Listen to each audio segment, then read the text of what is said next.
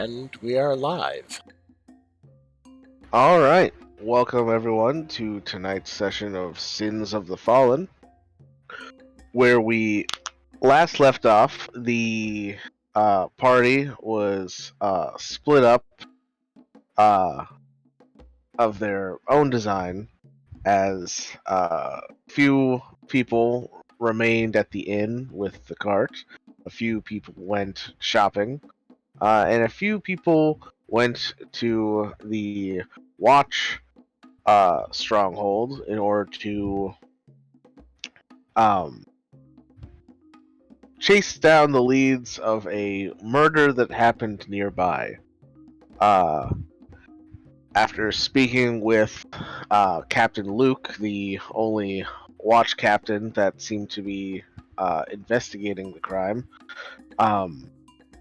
they were given the go-ahead to use their quote-unquote contacts to help find out some more information.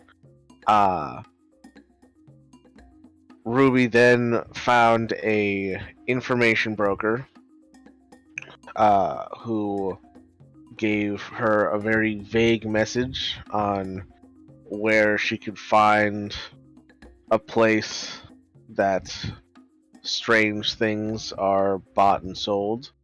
And they followed that riddle to a cemetery in the middle of the city, mostly used by the noble families that have buried their ancestors within the city walls, and found that one of the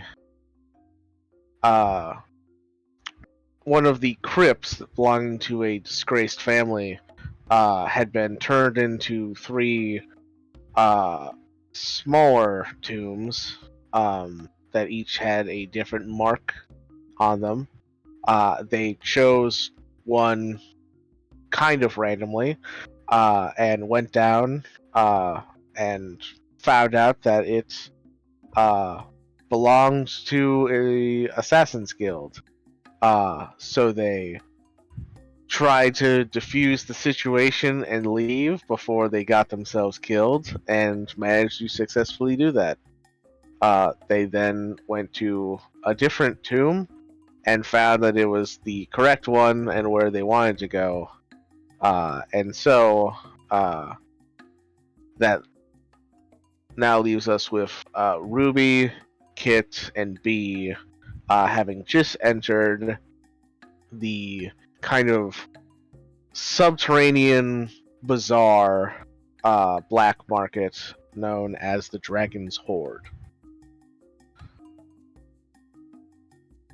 So, as you walk in, I'll remind you that it's kind of like a underground grotto that there are just dozens of people going about their business, selling various wares. What are you looking for? Great question. Body parts. I mean, yeah, the short answer is body parts, but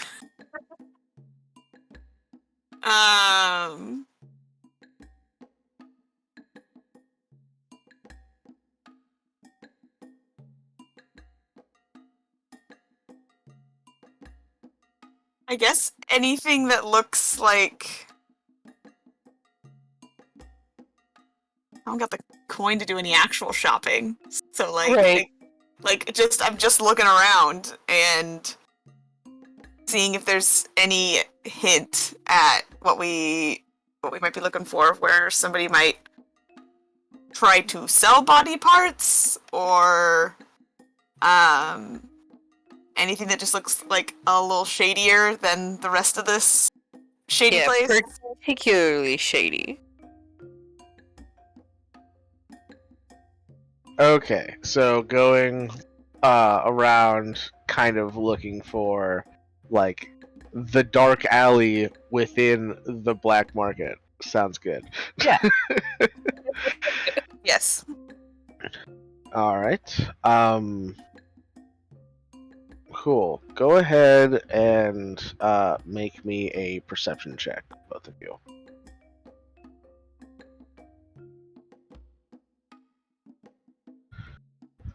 Wow. Beautiful. Fantastic. Off to a great start. Par for the course, really. I'll open Kit's sheet and roll for her as well. Thanks.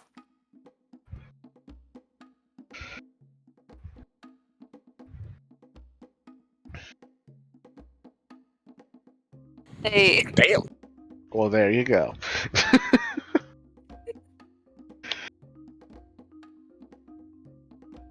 So,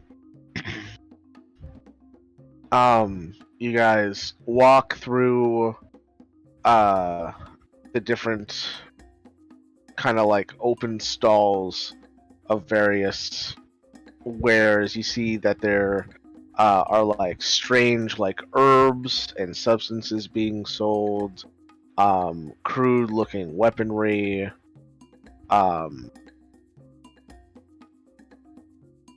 what looks to be like a bunch of cages full of strange creatures, just in little individual cages.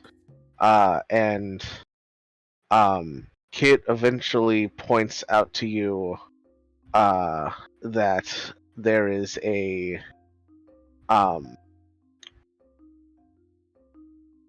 like near like the edge of the dragon's hoard. There's kind of like a very like sour smell, if that makes sense. And as you follow her direction, you find that there is a small cave off of the main grotto, that there is just like a constant like blood trail trough going out, and then being swept away by the currents of the kind of like grotto underground river that flows through this area.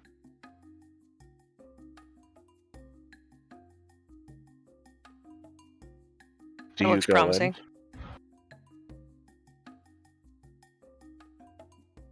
I suppose we need to go in. Yeah. in? All right.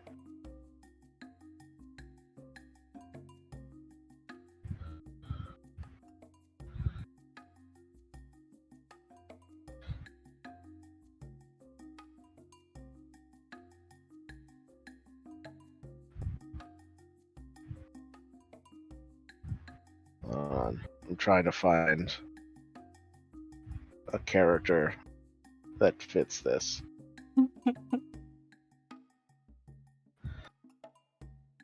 Okay, there we go. Yeah, that's a good one. Okay.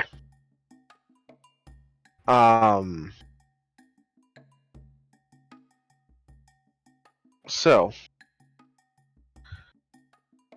you walk into at first glance looks like a butcher shop.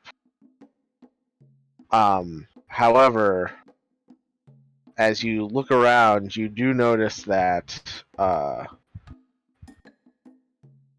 there seems to be a very wide assortment of different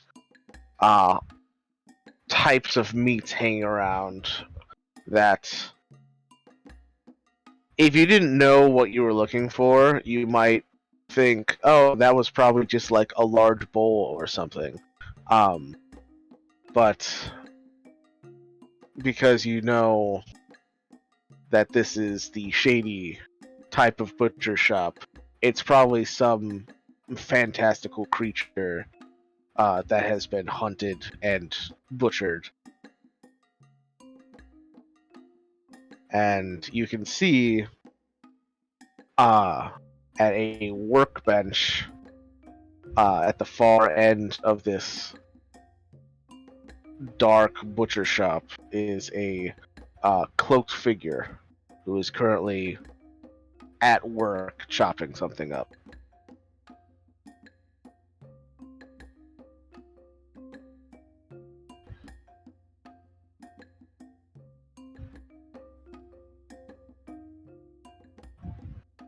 I just want to kind of like get a closer look, like I'm inspecting. Not necessarily buying yet, though. Just like looking to see what they have. Yeah, want to look like we're perusing. Yeah. Sure. Um, you do notice that nothing is labeled, and it's been prepared to the point that, like, you can't make out what anything would be, unless, like, you have, like, prior knowledge of, like, doing a lot of hunting, which I don't think any of you do. No. Not this campaign. Yeah, not this campaign. On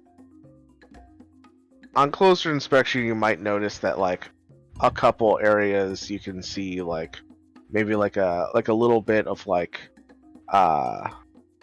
scaled hide or exterior flesh still remains on some of the meat, but not enough to identify the creature that the meat belonged to. Makes sense. Is it just meat on display? This is such a weird conversation we're having. Um, is it just meat on this, like, slabs of meat on display, or is there, like, any organs on display as well?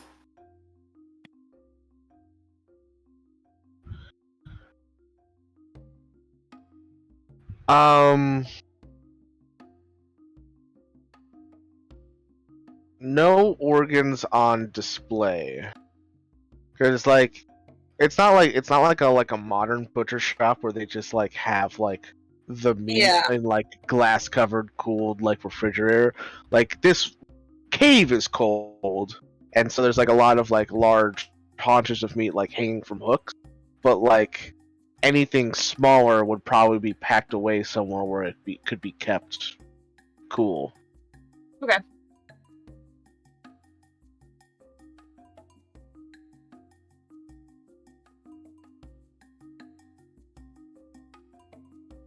Is there anyone else here, like, buying? No. You're the Okay. only ones in the butcher shop. Great. Alright.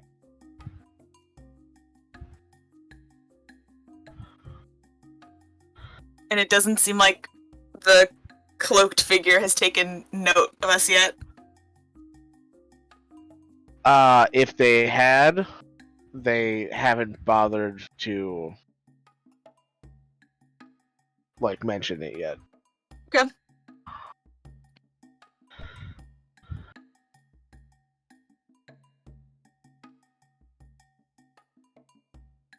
I kind of, like, bend over to try and look at something, but also so it's easier for me to whisper to B. And I say, do you got any ideas how we can ask some questions? 'Cause if you don't have anything, I've got the beginnings of a plan. In your head, I'm just like, I was just gonna point at something, but if there's something better, then yeah.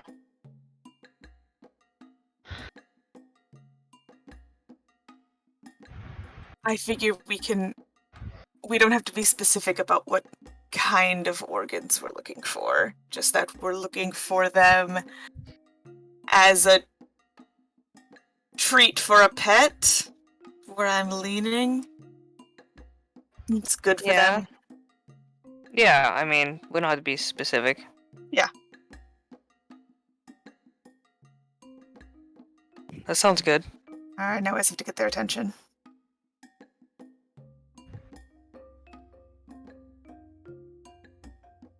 There's not like a counter in here or anything, right? It's just like... Yeah, it's pretty ramshackle. Okay. Alright.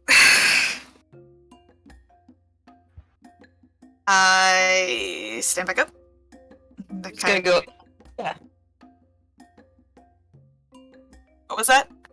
I'm just gonna go like cough a little bit. As you cough, B, the figure spins around and a cleaver hits the meat above your head, and you think it probably would have hit you if you were taller. And the figure says, "Hasn't anyone ever told you not to sneak up on someone before?" We're all the way over here.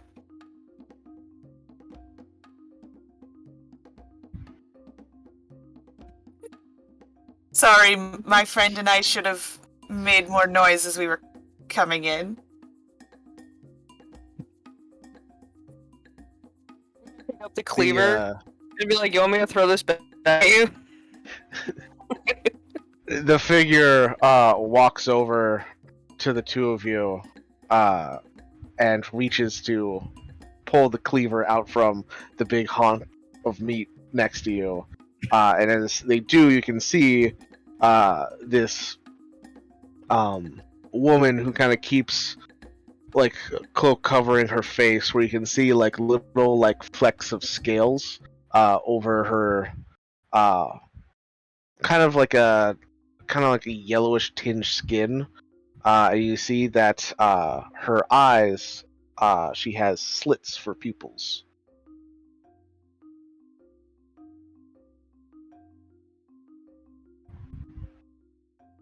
Who are you? Why have you come to my shop today? We were sent on an errand. Find a bit of a treat for our employer's pet. Thought we might be able to find something a little bit more exotic for them down here.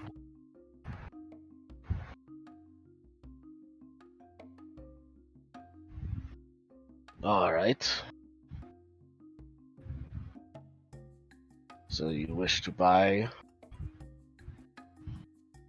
what do you want? Do you want something more substantial or something more of a treat? Something more of a treat, but it's also going to be a bit healthy for them.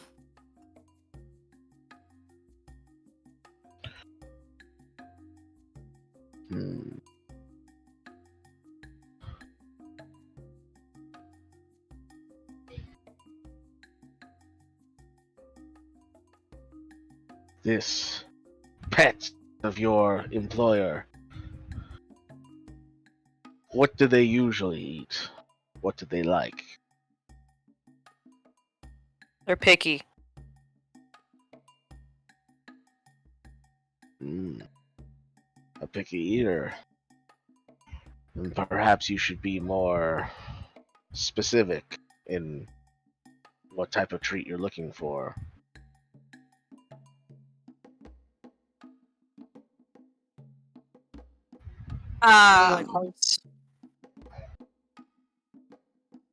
True. Favorite treat. Sorry, what was Kidneys. that? I missed that. She said hearts, kidneys.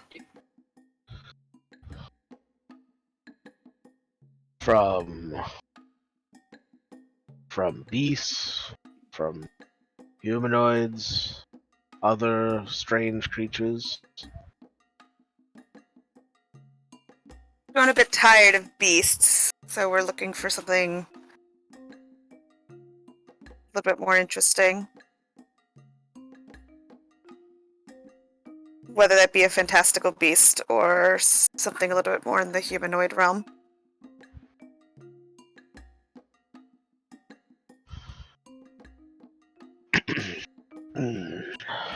Well,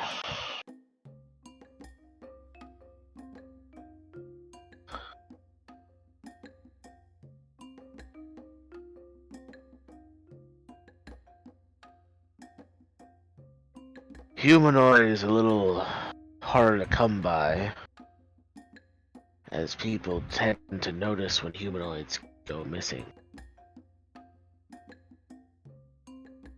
Hence the reason we came down here.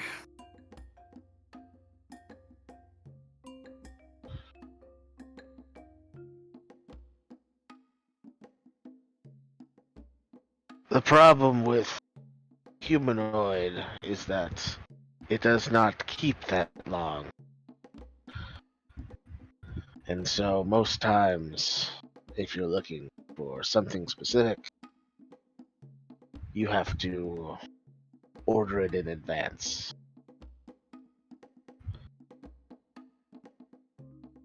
And if things can we order in advance from you?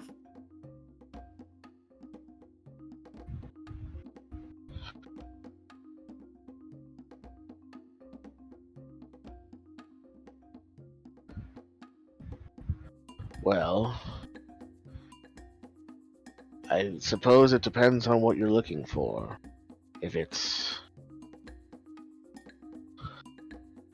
a common folk, like human, that wouldn't be too hard to come by. Let me be clear, when you order in advance, you're not ordering someone to go out and hunt a person. You are putting down your interest, and when something presents itself, you are informed of its availability, as well as anyone else that is looking for that specific commodity. It then becomes first come, first serve. To be I do not. expected. Good. So, Yeah. if it is just simple human, I can take down your information, how to contact you, and when someone who is selling the necessary parts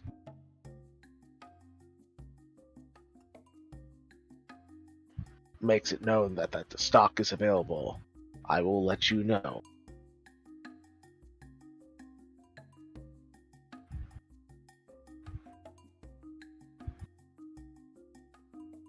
Seems reasonable. Do you mind if my companion and I step outside for a moment and just think fully through our options? We'll be back in a few minutes. Of course. Take your time. To scare you next time. I would appreciate that. Is there a way we should announce ourselves when we come in that won't scare you and get a meat cleaver thrown at us? Just don't be very quiet when you come in. Like, make sounds, walk around, grumble, I don't know. Knock if you really feel the need. Sounds good. We'll be back in a few Alright. moments. So step outside. Okay. Alright. Where the fuck do we send her to contact us? Well, I mean, we can't say the tavern. Can't say the tavern. How about the watch stronghold?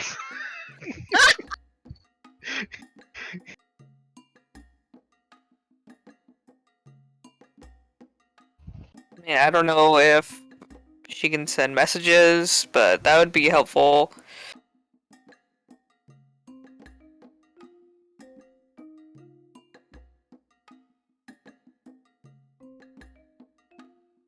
Sorry, I was flipping through my notes and it just says, will Kit and Arthur ever break up? And got distracted. Oh my god. Too bad Tori's not here to hear that I have that in my notes.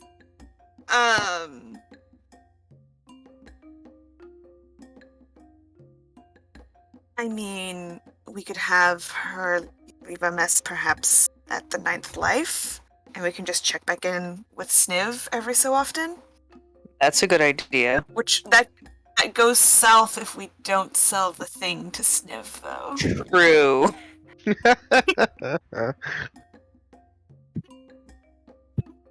So, the whiplash I have from playing negative intelligence character to playing a character with intelligence of 18 is strong. Can't be stupid anymore. I have a 10, I'm good. It was so much easier when I could be stupid.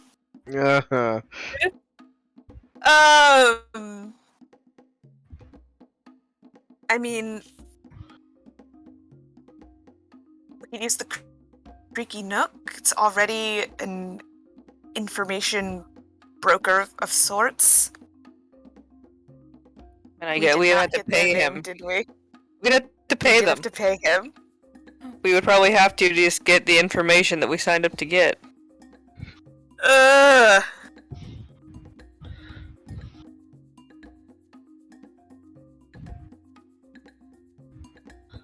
I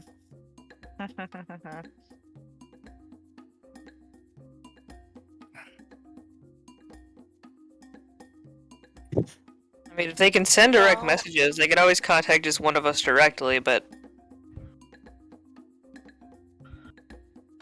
I don't know if they need, like, Feeling... full names or... Yeah.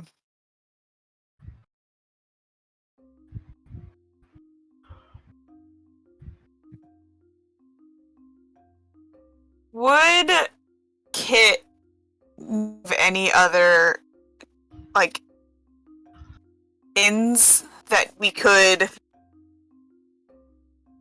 use as a place to, like, get information dropped off with us? Does she have any what? Inns?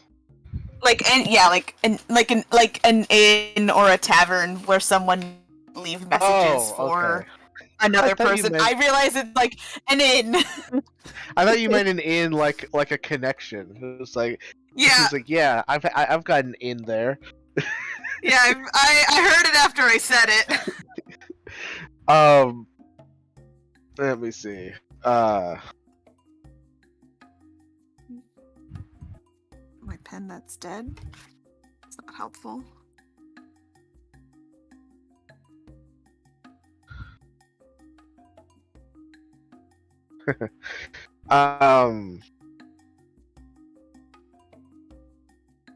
So Kit doesn't have a lot of experience with the shady part of the city. However, she does know of a tavern that she sometimes frequented that is kind of on like the more shady side of the law. That it's called the Voiceless Bone. However, she doesn't like know like the proprietor there well or anything. She's been there a few times. Okay. Okay. I mean, gives us a place to put down, and then we can go visit there and see if we can work something out. Yeah, that might be good. I mean, we could just, I don't know. I'm thinking like the information and then have Kit get the information from them. I don't know. Yeah, we'll figure that part out once we're out of here.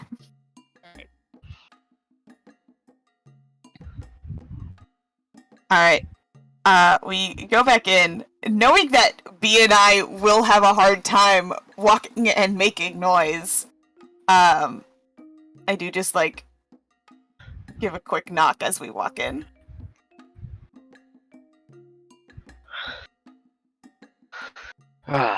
You have returned. Yes. So you need a name and a place to contact us at, correct? That is correct.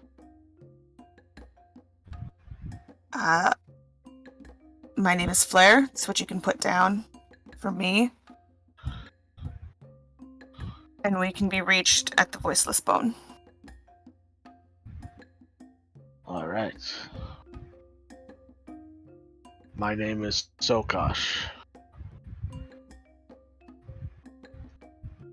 I hope to do business with you in the future. There.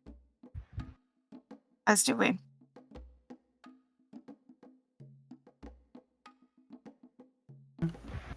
Now, is there anything else I can help you with today that has a less troubling nature to it?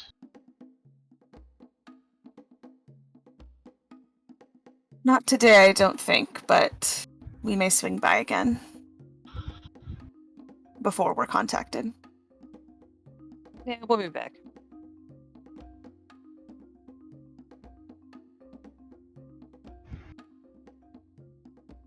All right. Have a good rest of your day.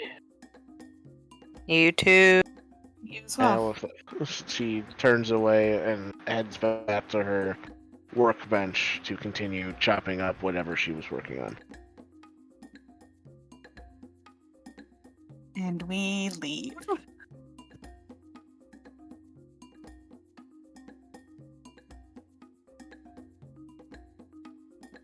All right. That went pretty well. Yeah, better than expected, honestly.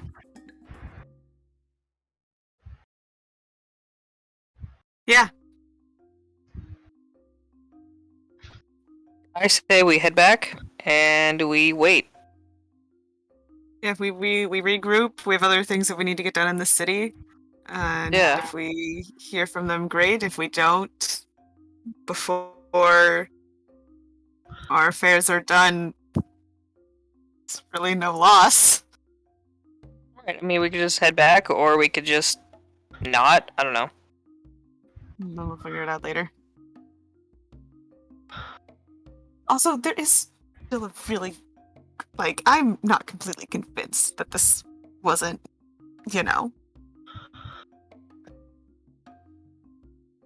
someone we may or may not. Yeah. Yeah, Not we need entirely to. convinced. I'm a little worried that one of us is gonna be targeted in that case, but just like Yeah. just a little. Maybe he won't be that dumb, Maybe. but I don't know. It's hard to So. say. Yeah. I'm just gonna keep an eye while we wait. Yeah. No, absolutely. And I don't think we're the only ones keeping an eye on that. Good. Let's get out of here. Yep. I don't know about you. We need to find a way to make some fucking money. Yeah, I'm broke.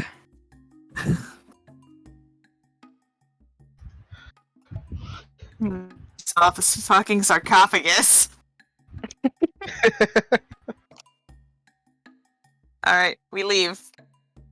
All right.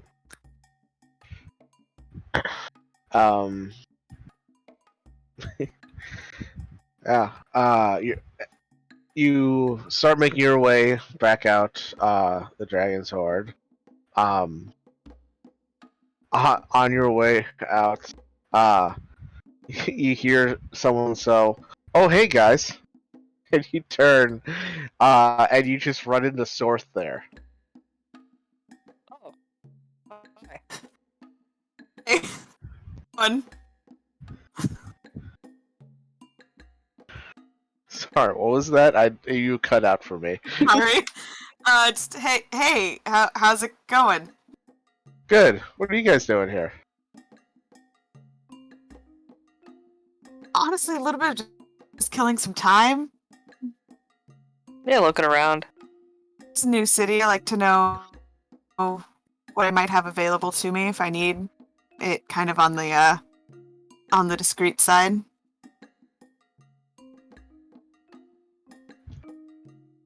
What about you? Oh, I just need to pick up some things, poison, traps, other ways of killing people. Makes sense. Yeah. It's a good opportunity to do that.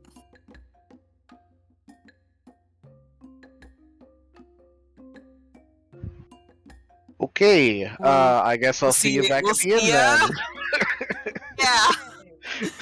Bye.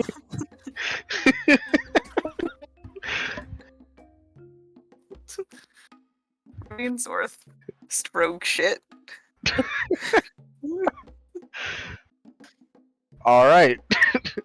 And with that, you leave the Dragon's Hoard and head back out through the tomb and head away. How do I head back, I guess? Yeah. Okay. Think for a moment. I wonder what's hidden behind that other gravestone or sarcophagus. Makes doesn't want to investigate further. Thinks about it for a minute. Decides it's not worth it at the time. All right. So just heading back to the inn then. Yeah. I think so. Okay. Not going to the voiceless bone to set up a means of receiving messages. No, we need to go to the voiceless bone. So you're just gonna leave that one open. Just The guy leave it hanging. Hey, I've got a message for Flair. Who the fuck is Flair?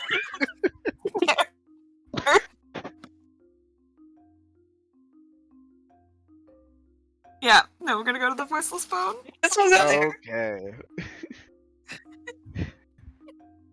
Oh boy. All right. So, that takes you out of the merchant quarter. I think that's where you guys were. I don't remember telling you went to the lavish. And you head towards the docks again. Following Kit's lead.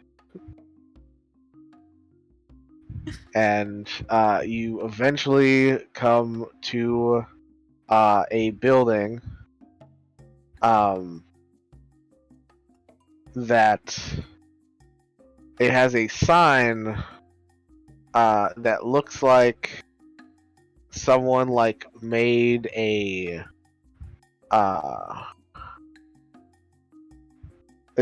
it kind of looks like someone made some kind of strange musical instrument, almost like a harp.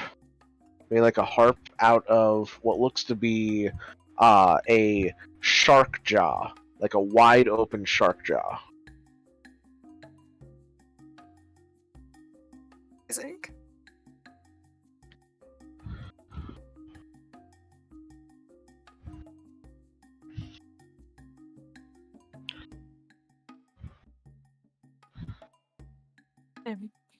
We go inside.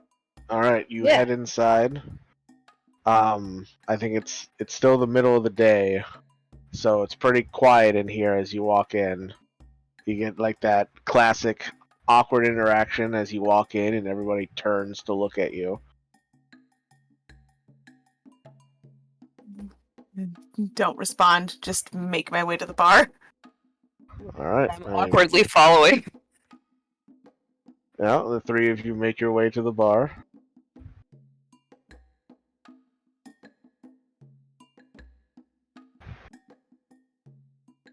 And you can see that standing behind the bar, need to find another. Let's go with.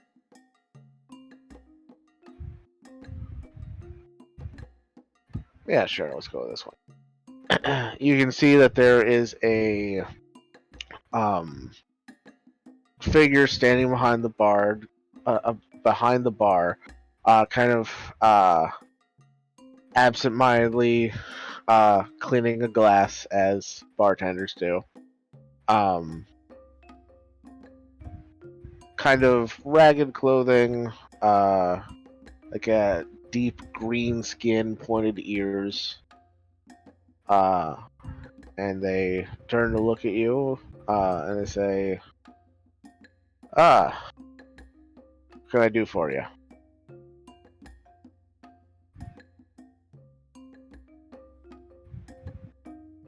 We. Couple drinks.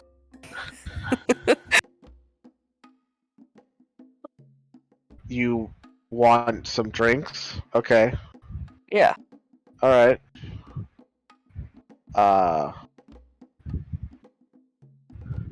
Pint of mead be like 3 copper. Sounds great. Yeah. All right. She'll Right. pour those for you, and then says, "Let me know if there's anything else." And then awkwardly walks away from you. Great.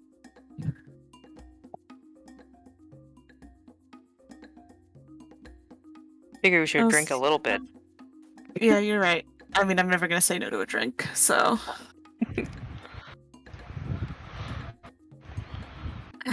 How's the mead? It's okay. Like, it's not the best you've ever had, but it's also not like disgusting. Okay. Good face.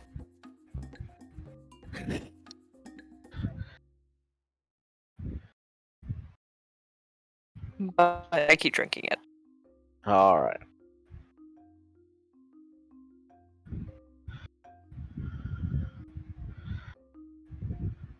So you drink for a bit. How long are you waiting before you tackle the job at hand? I don't know, like half an hour? Yeah. 20 minutes? Too long. We just make Yeah. One we just make some casual eternity later. just make some casual conversation in the meantime. With each other or other people? Mostly with each other, but if Yeah. Okay. I won't be talking to anyone else. Yeah, nobody approaches you. I just wanted to know if you were going out to talk to some rando. no. Okay. You're just gonna start making you generate names for every single random NPC they make. I mean, if I gotta. Hi, what's your name? Hello there. Voice my voice. Oh god. All right. So yeah, you guys, you drink your mead, and the bartender comes back around when you're getting low. He's like, "Can I get you another one?"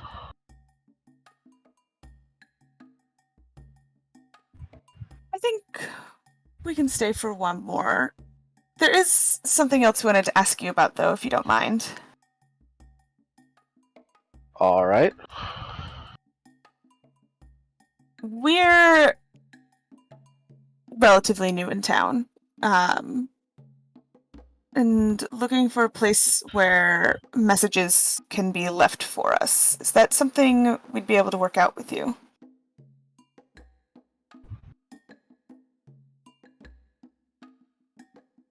You want me to take your mail for you? It honestly is just one person, not even sure when that message is going to come, if I'm perfectly honest. Wouldn't be a super regular thing. Well, it's a bit unusual. But I guess I don't got a problem with that. say like 10 gold. It's not gonna be like any packages, right? It's just like No, normal mail. just messages. I don't Okay. even know if it's going to come written down. If I'm being strictly honest, it might just be verbal. Oh, so I'll have to like write it down. Okay. Yeah, that's fine.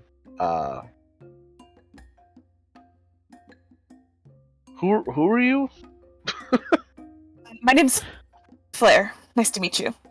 Okay. I'm Veriga. Yeah.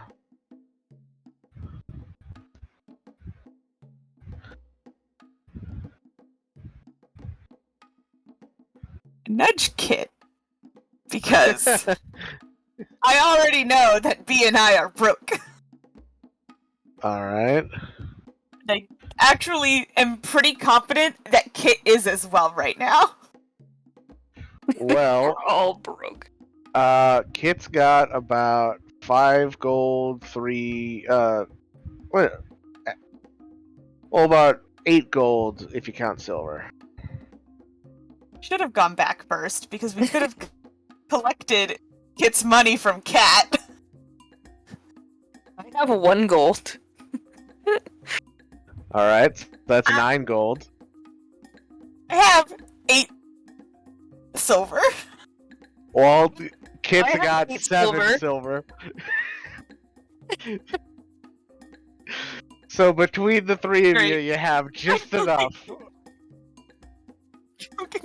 Fucking cobbled together 10 gold. I have 1 silver and 8 copper now. Nobody wants to talk him down. Jeez. I have like 6 charisma. That's not happening for me. She is doing You never us know. a favor. And Oh my god, Tori's gonna come in and she's like, "Why do I have no money?" no money, no prospects.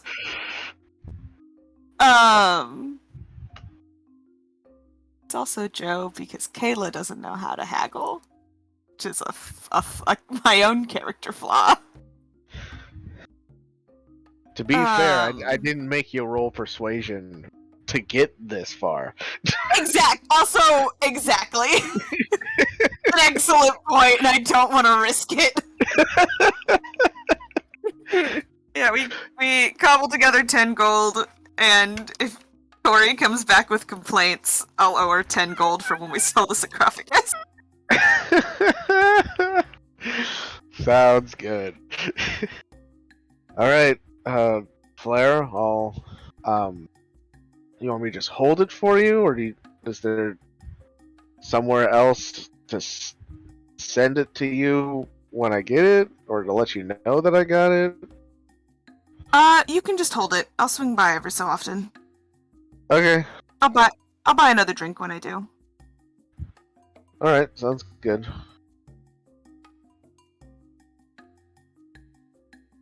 All right. You guys have another round before you head back, and then Yeah, I you can. start making your way back. Great. All right. We'll make our way. Perfect. So we'll Please. jump back. Oh, go ahead. I was gonna say, please let the attention be on someone else for a little bit. Yeah, yeah. We'll jump to the rest of the party who's just been sitting at the inn this whole time. So, Casper, Felcrum, Malkier, anything the 3 of you would like to accomplish while the others are out?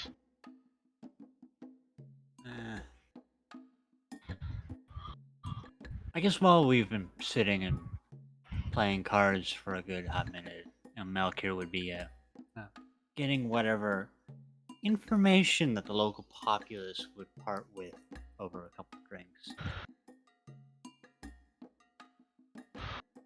Alright. What better way to, find out what's going on than through the local rumor mill? Sure. Go ahead and make a, are you proficient in investigation? Ooh. Okay, then this will just be a straight charisma check. Okay, straight charismas. Alright, nice. So you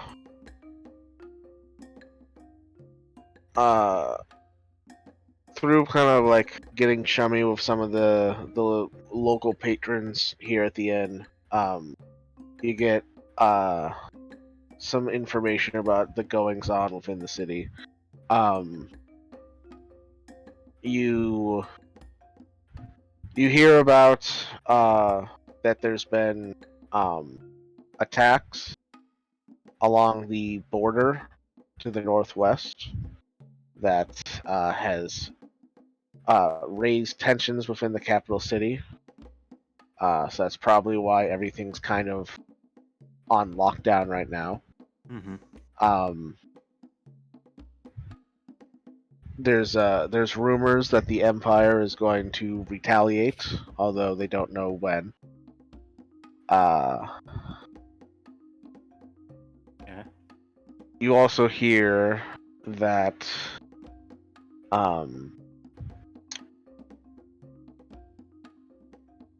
the presence of strange creatures coming down from the mountains has also gotten a bit more hectic. There is a order of knights based in the city of Carlo to the north. They're called the Knights of the Scale, and they, as a kind of service to the Empire, are usually the ones that kind of deal with the monster problem. And it seems like their presence along the mountains has gotten a bit more. How do we put it? They're out on patrol a lot more often than they're back at home. Hmm. You would also hear about a lot of merchants coming through Orana on their way east to Farronfor, which is the kind of like frontier city on the edge of the desert. I'd So imagine because bustling opportunities for industry there. yeah, like there's it's kind of, from what you can gather from like the different like merchants that you talk to, there's not much going on in Farronfor itself, but it's kind of like the gateway to the desert. And there's been a lot more like interesting like artifacts and like rare metals and jewels coming out of the desert recently. Akin to a sort of Where gold rush, one might say. yeah, kind of like a gold rush, but like it's not like raw stuff. It's like worked stuff, almost like the the residents As or if the it were denizens of the desert. Oh, go ahead. as if there was like a previous civilization that we've unearthed or something. Well, like there's already like people that live in the desert, and they've been in the past very anti-empire. Like they like Farronfor was actually captured by the Empire from residents, like residents of the deserts, where like when the Empire came to the desert,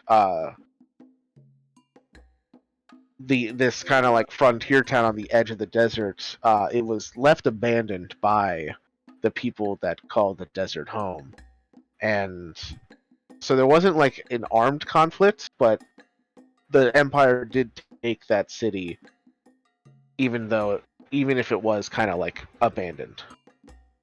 And so now it's almost like the people who live in the deserts are kind of in a way, opening up their borders to trade, the opportunity to trade. All right, noted.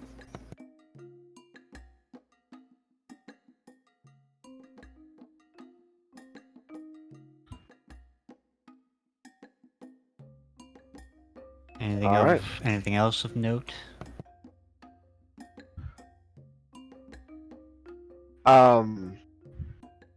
There's also talk of a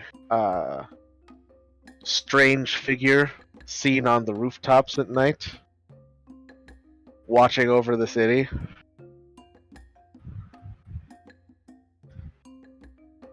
Some people believe it's a madman. Some people believe it's a demon come to wreak havoc on the city. So, akin to one Gothamite Crusader, one might say, he is either a friend to the impoverished or a seeker of vengeance. Something like that. Hey, strange figures seen on rooftops. That should be wary about, okay.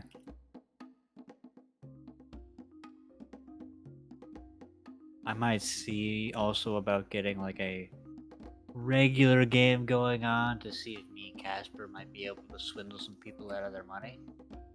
Okay, so Or an so actual like More so Casper playing than for myself. stakes. Sure. Okay.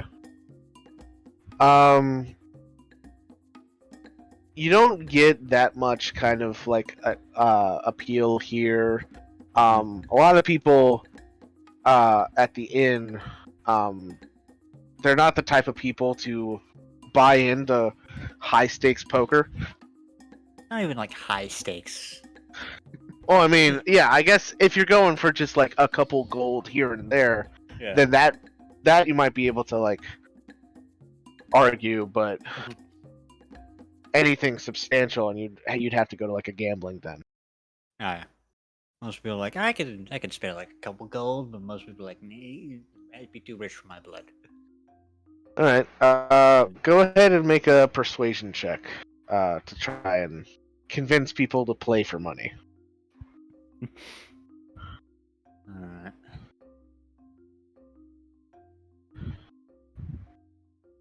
Okay, you get a couple biters. Is Casper helping with this? Like, are you going in on this scheme, or is this all him? I'll go in on it.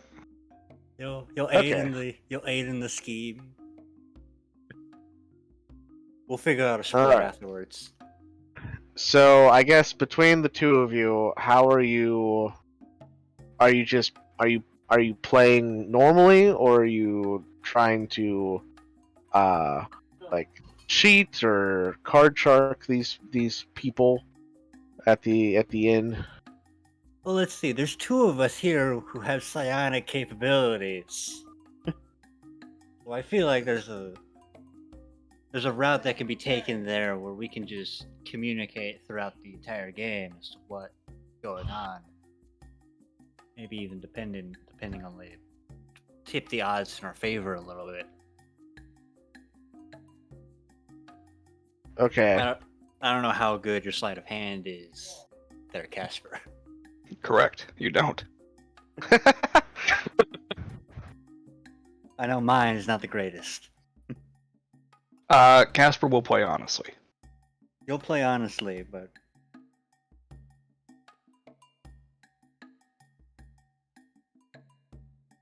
I will definitely be aiding Casper in like telling him at least what sort of my hand is looking like, and maybe go from there.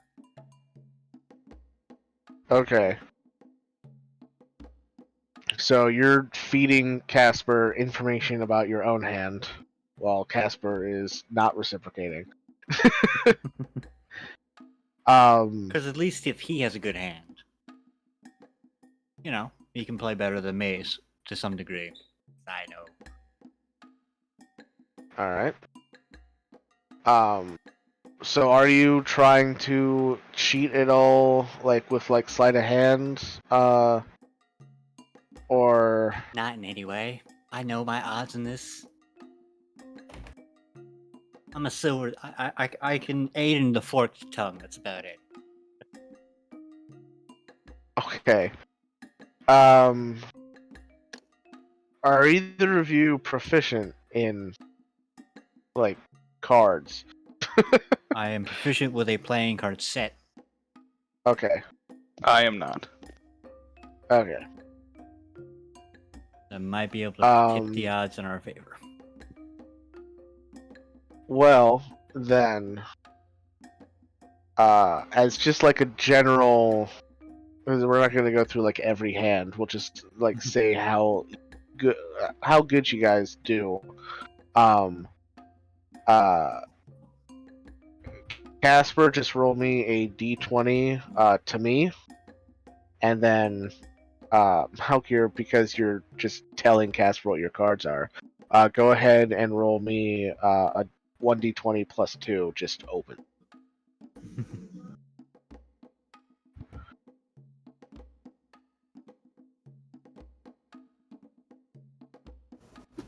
All right. Do you want that 1d20 plus from me, or Just from you, 1d20 plus 2, Halkir.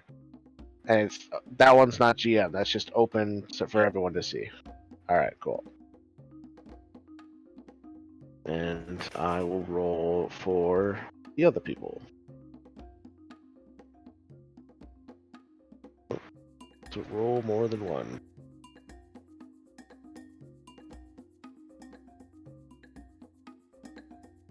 Okay. So, of the two of you and the 3 random people that you get to play with you, Casper does the worst. yikes? Darn.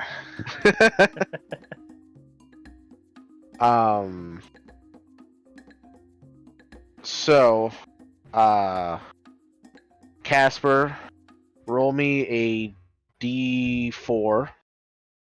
Just do you Malkier, or that can be open. That one doesn't matter. All right. So you lose 3 gold.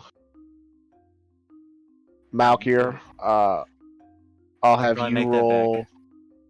I'll have you roll another D4 for you. All right. You gain 4 gold. All right. And then the guy that did better than you, Felcrum. Oh, not Felcrum, sorry, Malkier. I don't know why I get. For some reason in my brain, I keep getting your names mixed up. I have to keep looking. No, Nestor's Malkier.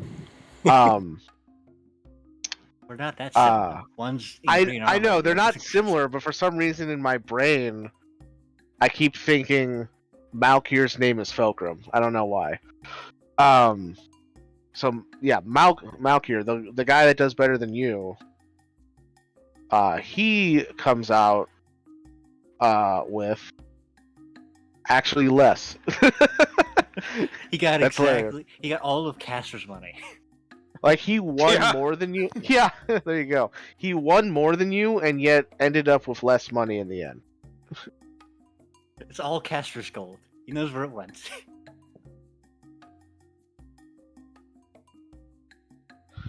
All right. So there you go. That was the results of all of the gambling that happens on this day. All right. So that's what you guys do. Fulcrum, what do you do as you're just, I'm assuming, still just sitting watching the cart in the stable? Yep. All right. Any of the NPCs can take over for you if you want to do something else. I kind of like the time alone. All right, fair enough. This is the window all over again.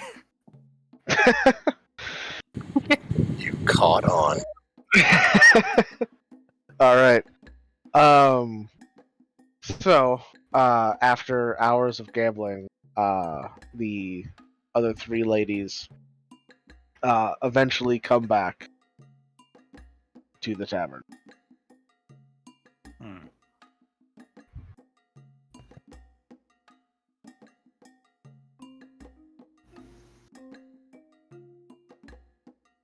Sort of give them a like, good to see you. Yeah, it's good to be back. Not having to, talk to strangers anymore.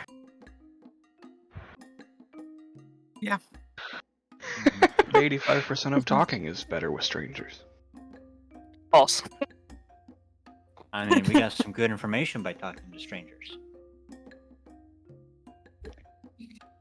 We certainly learned things today.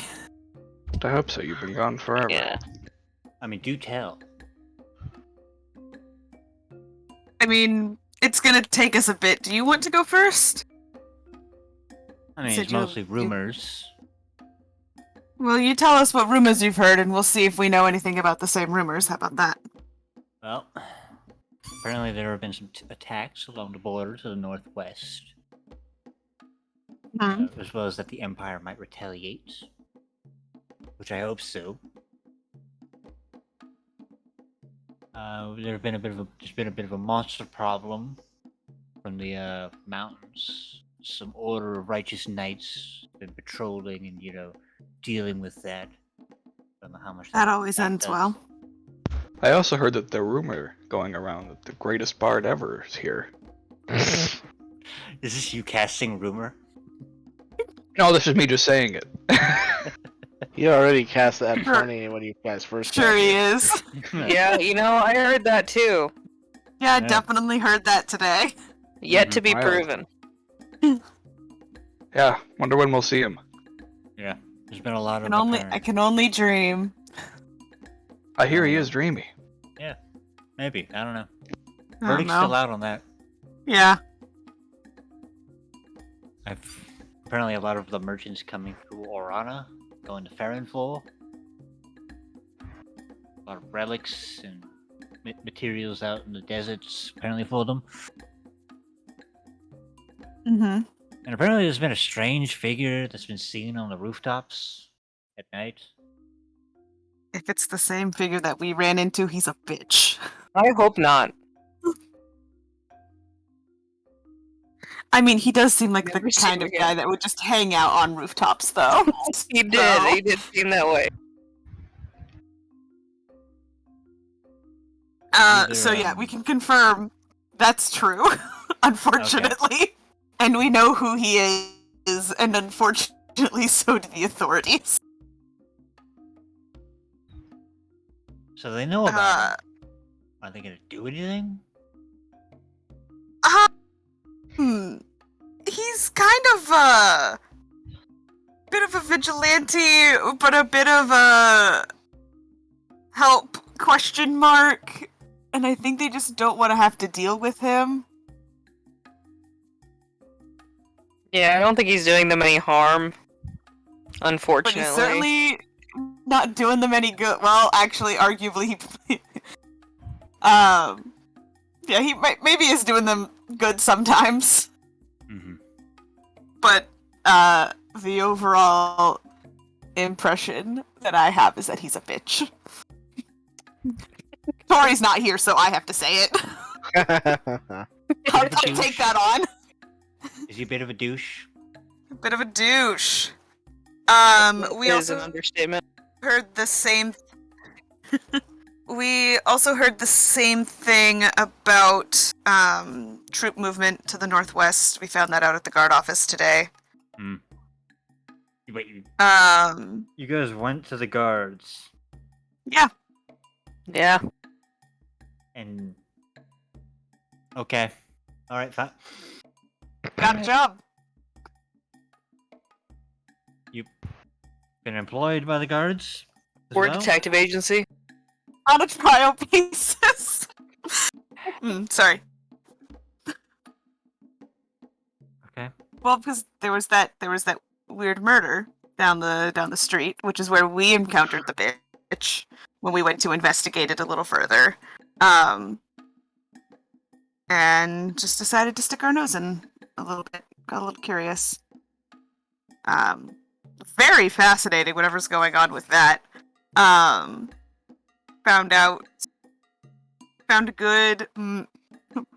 an information broker. Whether or not they're good remains to be seen. I like them. Although we did get to where we needed to go. You liked him because he didn't like to talk. Yes. You're a detective agency now, and you met an information broker who doesn't like disseminating information. Oh, he's fine giving it away. Well, not giving it away. Selling He's fine disseminating the information, selling information. Very straightforward. Doesn't mince his words. Okay. And then we went and found an underground market. Excuse me, an underground market. Also, if you're ever in the need of some assassins, I can point you in that direction. For better or for worse. If I don't want to know if you end up going, that's between you, them, and all of the archers that could have shot us today. So what I'm hearing is mistakes were made. We didn't get shot. Less mistakes, more happenings. We didn't go investigate the third spot, which might have been more of a mistake. But I might want to go look at it later. We should definitely look at it later. I guess avoiding getting shot is better than me hearing that one of you was lightly stabbed. Yeah, nobody got hurt today. No stabbings, yeah. That's good. We found an underground market, and we weren't the only ones in our little group here that found it. Found an assassin's guild that I'm gonna pretend we don't know about. And found... So, I can't remember how much we've told the group about what we've learned about the body. Did we talk about all the organs being taken? I've lost track of the timeline for our own information dissemination. I don't believe that we have been informed about the organs missing. Yeah, I don't think so. Okay. So, we learned a little bit more about that weird murder that happened. Before I go into this, who all from, like, the whole collective is sitting close to us right now? I am. I would imagine currently it's Casper, myself, Belton Mostly of the NPCs that are with us. I'd say, Toshi and Fira are nearby, but they're not paying attention. Okay.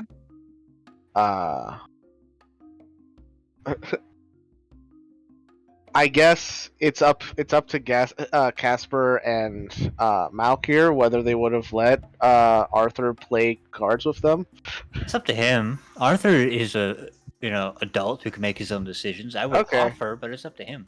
Yeah, he would have been playing with you guys, so he's probably sitting right there actually. Guinea pig with like paws up on the table. Yeah. And then Athelos, you don't really see him.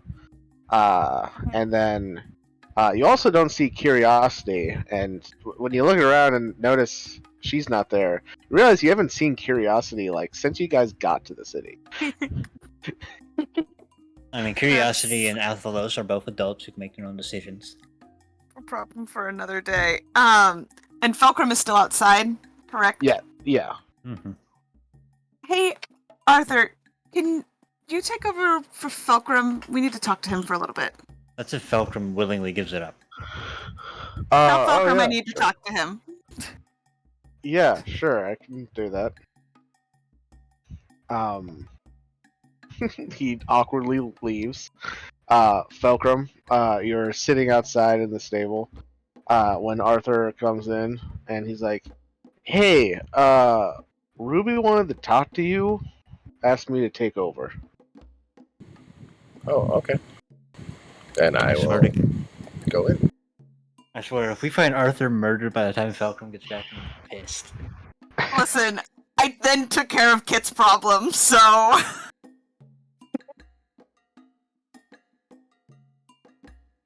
Because I don't hate fine. Arthur. I also don't hate Arthur, but... I want Fulcrum here for this conversation. Sure, Mhm. that's fair. And I'm not gonna send Athelos out there. As much as I might want to.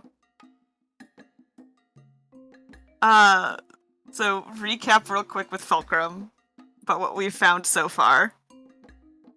And then kind of quietly start to detail a little bit more about what we found out about the murder, about the organs being missing, that it looked like it was probably clumsily done, and then also saying that we found a place where there may or may not be selling humanoid organs, and that we're on the list in case we want to buy some, which is mostly to help us keep track of if there is more murder. Okay. The fact that you managed to get on an organ merchant's waiting list is beyond me. Okay, so what do we It's quite, need actually, organs it's quite for? lovely. We don't need organs. We got bored. We needed something to do, and so we're doing a So little you- bit of work on the side for the guard. So you opted to stick your nose in some do-gooder's business. Not bad to be friends with the guard. It's good to have friends in high places. I just wouldn't have expected you to make friends with the guards. Captain Given- The Luke was guards are the perfectly lowest of high lovely. places. That is true. It's better to have your friends in higher places. Like elected office. Well, I don't know Yeah. how to get my way into an elected office in this godforsaken city. Generally through the door. Well, not everybody can be as charming as you. Yeah, by all Nobody means. can be as charming as me.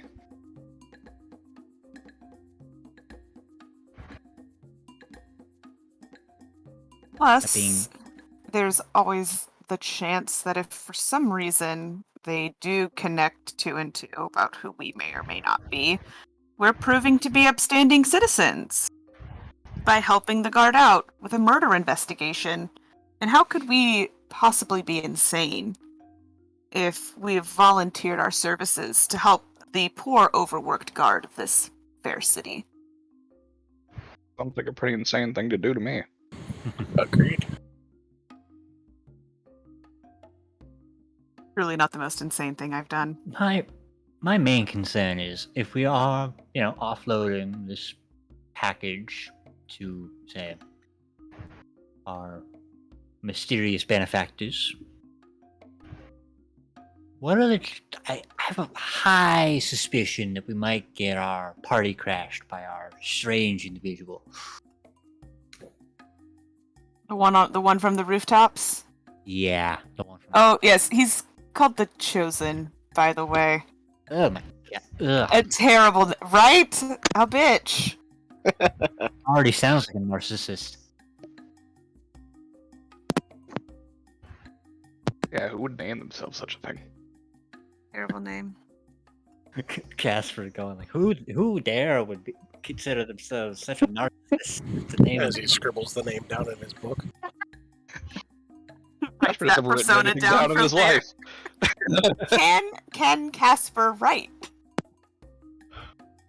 Yes. Uh-huh. We'd like to Mhm. press X to doubt. He just chooses not to, okay? Uh-huh. I'm not afraid of ghosts, I just don't like to be around in their presence.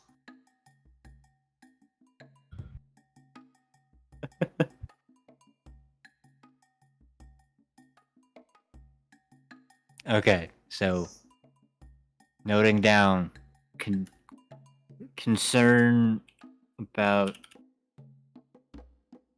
the Chosen crashing our party.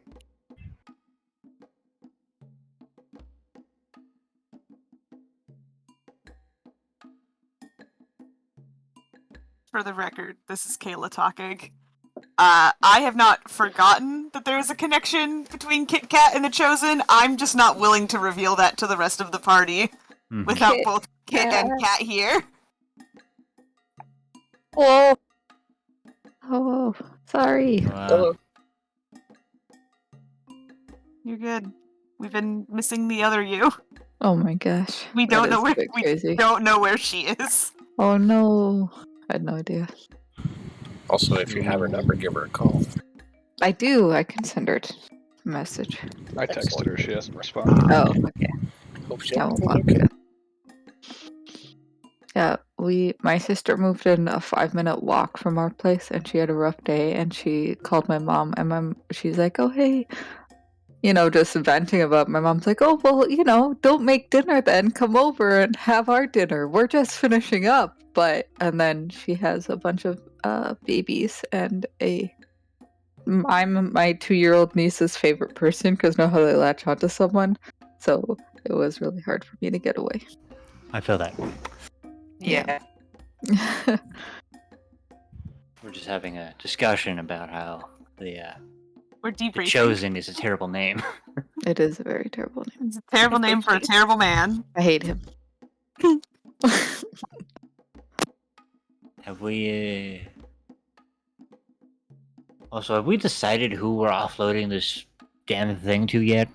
No, we haven't met with Lady Llama yet. That's Yeah, we gotta see what she'll pay us. That's tomorrow? Question mark. Yes. Tomorrow night. Tomorrow night. Mm, Great. And that's We'll in take care of an that tomorrow. abandoned warehouse. To see if we can get more than 10,000 gold. Yeah. Yeah. Alright.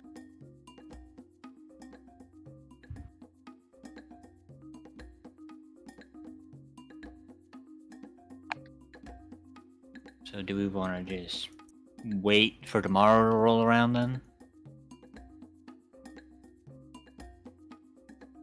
For me. It's currently my plan. Yeah, I'm down for that. I'm not gonna lie, I'm getting kind of annoyed being cooped up in this damn fucking tavern all damn day.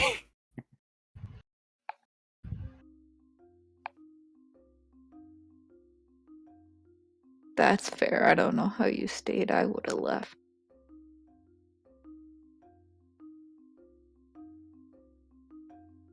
Once I start getting to the murdery stage of annoyance is when I usually start getting a little stir crazy. Are you not always in a murdery state? That depends on the day. Okay. Look, I'm always ready to stab somebody. But Who isn't? Murder is on a whole different level. Only Just- on days that end in Y. So not tomorrow. Sure.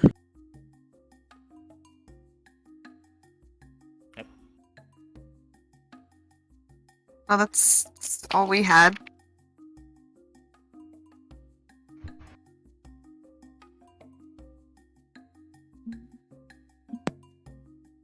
Wait, I was zoned out. So did you find out who the killer was? No, Oh. but we're doing some. We're investigating. Okay. I'm not gonna lie, 5 gold on it being the Chosen. I mean, it'd be pretty odd for him to show up at his own murder scene when other people were investigating it. He was a really odd guy. I'm just saying, a good way to throw people off the scent of you being the murderer is to investigate the murder and not make any traction with it. True. I think that Fulcrum and I might have our own suspicions.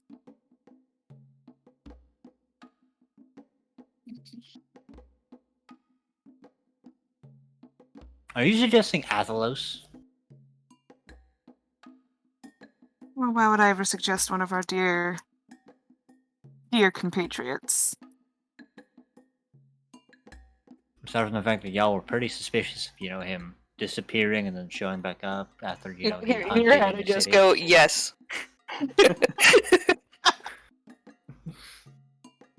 I suspect nobody.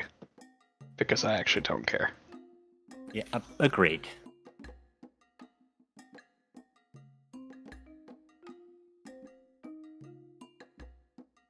Could not be, but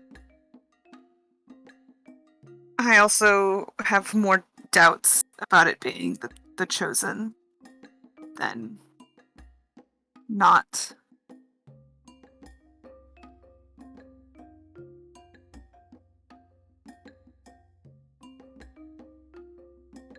Mm-hmm.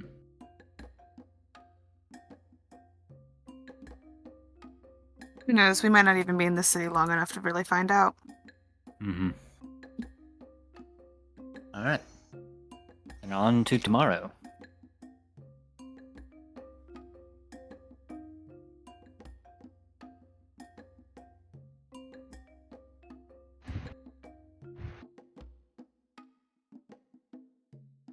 Alright. You guys all turning in for the night? Yeah. I'll turn in, but I'll leave my door unlocked. You expecting company? Always.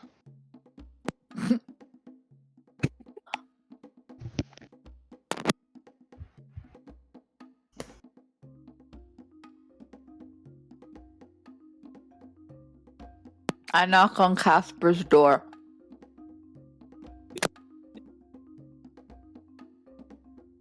It's open. I walk in. How much do you think we should tell Lady Llama we should get for the thingy? More than 10,000. Ha! Why are you in my room? That question and Kit's already asleep.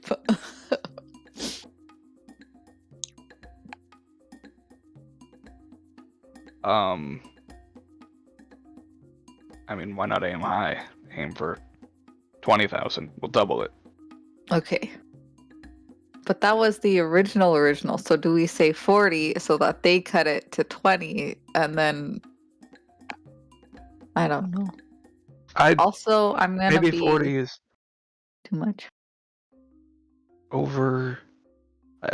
Even I don't feel like it's worth that much. Okay. 20. So maybe 25? Ooh. Okay. Seems more like Actually, she thinks I'm just the messenger anyway, so I'm just gonna be a cute little kitty cat. Someone else has to talk. Just so you know that now. Nods.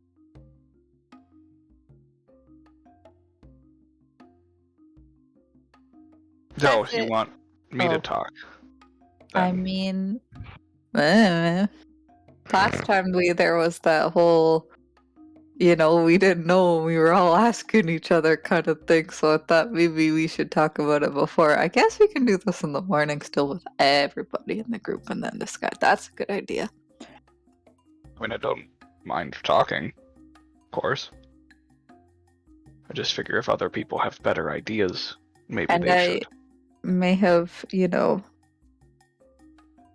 said that, well, originally I proposed that we did it at like a concert thingy of yours or whatever, a show. So she knows your name already. So it's like, hey, why not have the famous guy be selling the thing? Because I was being all cool and like, oh, we wanted to grab your attention. So we send a little animal that can talk and bring people's minds to you. How about we trade at this show or whatever and then stuff. So I thought maybe, the show Thought guy this was should be taking like, place hey. somewhere else. I mean, I could put a show on if that's. No, she didn't want that. She said it's too public. Oh. That's what I thought. Mm-hmm. There was like a warehouse of some kind. Yeah. She gave the warehouse at location. Yeah, Yes. fair.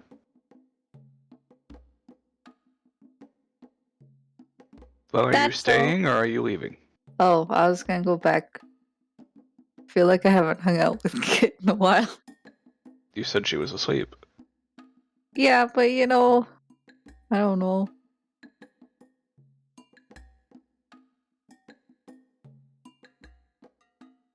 You're right, I'm not ready to sleep. And then she'll stay.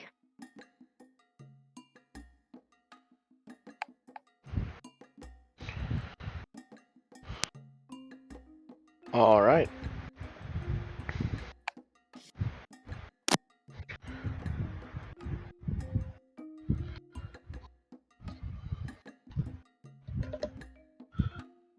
So,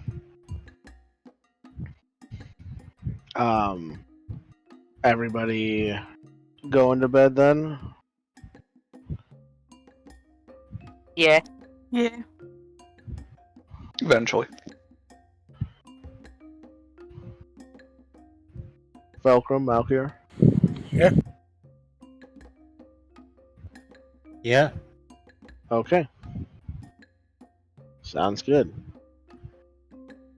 So you all drift off to sleep. And roughly around 3 o'clock in the morning, you are all awoken to an explosion outside. Concern. Especially if it sounds rather close. I get dressed and I run downstairs, Yeah. checking on the cart. Sleepily follow. I'm walking though. I actually probably run to Kit first to make sure she's not dead. And then I would run downstairs. Yeah, she's fine. She's also awoken by the explosion.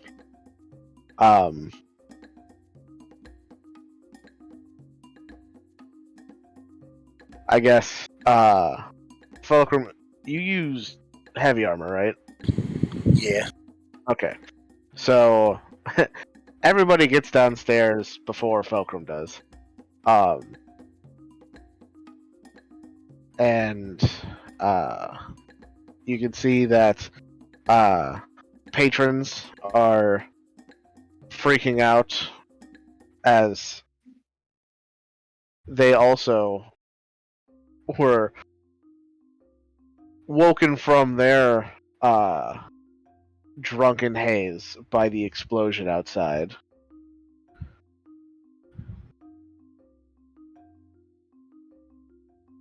Do you go running out the front, the back? Where are you guys going? I'm checking up the cart, so whichever is the quickest way to that. Yeah, I'd Right, but imagine to the cart. you're putting your armor on first, right? Well, I Yes. would also Yeah, so be that's going to running take a while. straight to the cart, but I want to be not me again. Just make it as I run out. Okay. I'll head out there too. Yeah. I Also guess heading to the cart. whichever way is quickest to the cart, either front or back. Okay, that it would be the back. So you guys run through the ground floor into like the kitchen, to the back of the inn, into the stables, where you can see the cart is sitting there in the stables. As it was left, you can see Arthur and Athelos are there, and they're both like, "What the hell happened?" Hmm. I Don't know yet. I'll just to the front, and she'll raise her arm in a charge motion. You keep running. Follow.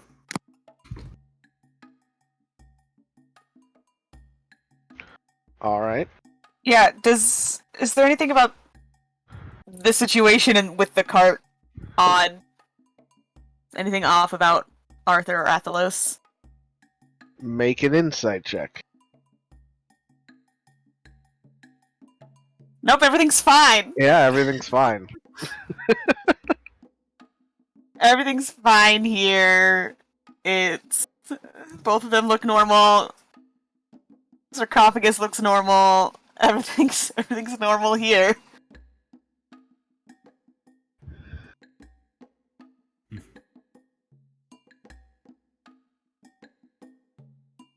Because if I remember correctly, Arthur would be the one that would be on shift for tonight, right?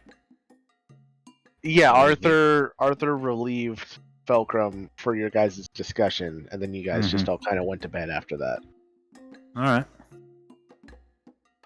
All right. So who's running to the front now? Then I heard someone say they're running to the front. Yeah, I'm following Kat, who's making her way to the front. Okay. Yes, I think we're sticking with Yeah. Cat. Gotcha. Okay. Sure sounds that way. So, you guys run to the front of the inn now, and you can see that there's not a lot of people out on the streets because it is very late at night. But people are starting to like come out of like houses to see what's going on, peeking their heads out of windows, and you can see that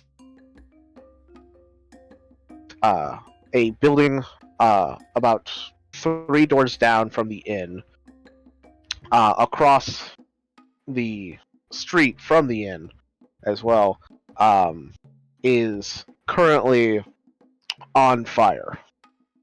It is full blaze.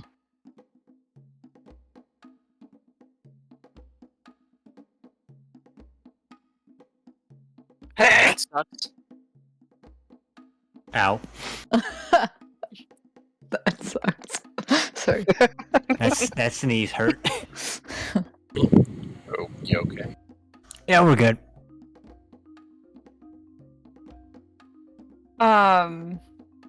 Sorry, what kind of shop was it again? This isn't a shop. This is just Okay. like a residential building. Sort of, I guess, take a look, see what the hell's going on there. Given that arson has been probably occurred. Yeah. Look, I'm always down for some light arson, but this is ridiculous. Under the impression what you did previously was not light arson.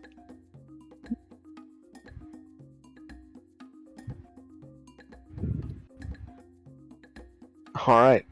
So, Malkir and Ruby, the two of you are heading towards the fire. Anybody else, or just watching? Cat's gonna go.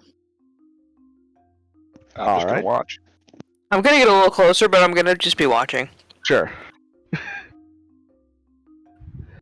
All right. I'd say around now is when Felcrum, who's like putting his armor on as he's running, you would have gotten to the back by now, saw that nobody else was there except for Arthur and Athelos, and then ran to the front to now also see this fire that half of your group is currently running toward. I will not be following them. Okay.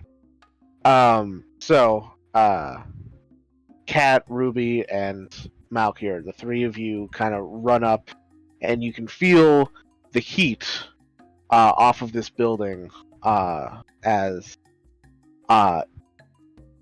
it has.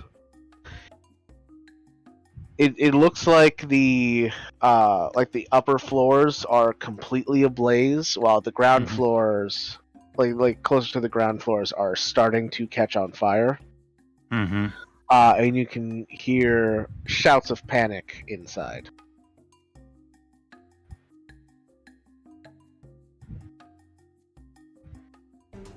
Hmm. Doesn't look like anybody is like live in there. You hear shouts of panic inside. That would be a yes. Yeah. Not really. We're in like a Damn Are we in like a- shame. are we in like a not. I know we're not like in like the nice part of the city, but we're in like a decent part of the city, right? Right. Yeah. Yeah. You're in the market quarter. Yeah. Okay. Yeah, near the eastern gate.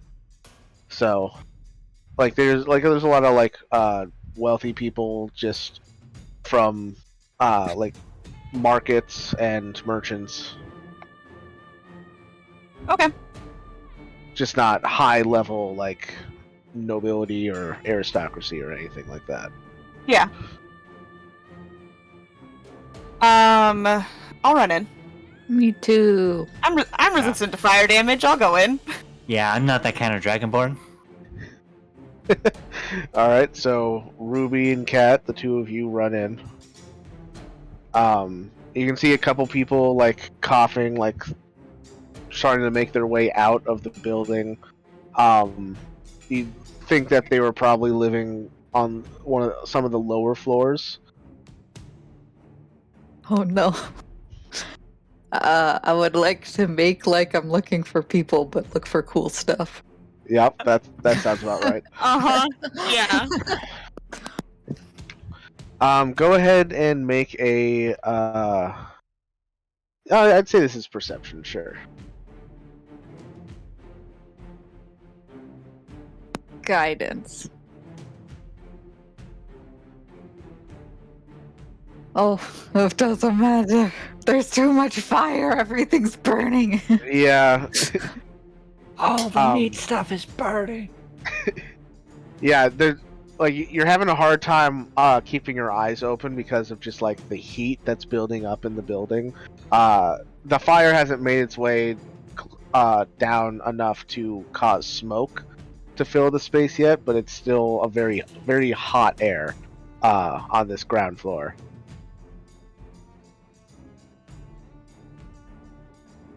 I'm just gonna say, man, this floor sucks. Ruby, what are you doing? So everybody on this first floor is able to like get themselves out fine. Yeah. Okay, then I'll start making my way upstairs. All right. You make your way up to the second floor, kind of pushing past people as they start to make their way down. As the second floor also isn't completely on fire yet. However, you can see licks of flame starting to make their way through the ceiling. Okay.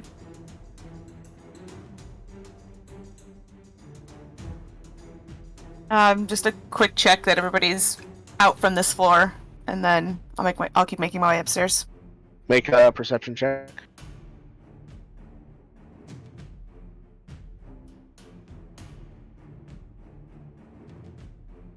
Yeah, you kind of like cursory glance through a couple of the houses.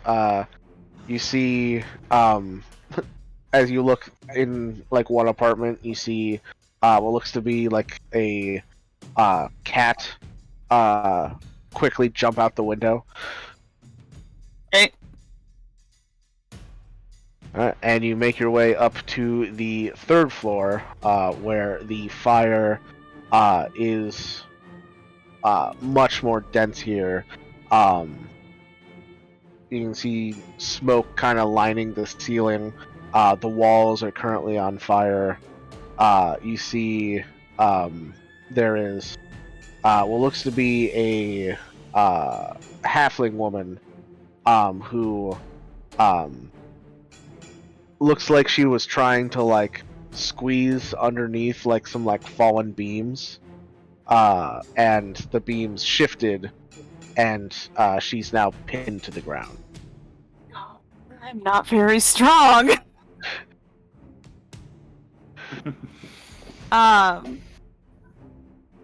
But God, am I gonna try? Yeah, I'll run over and try to like shift the beams enough to.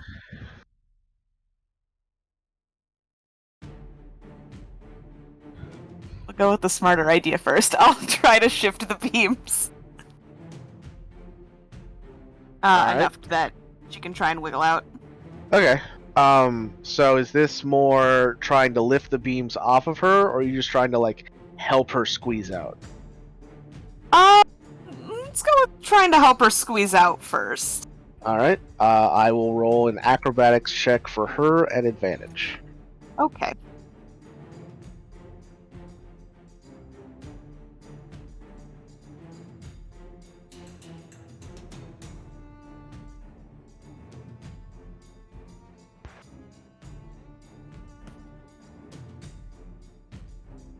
Okay.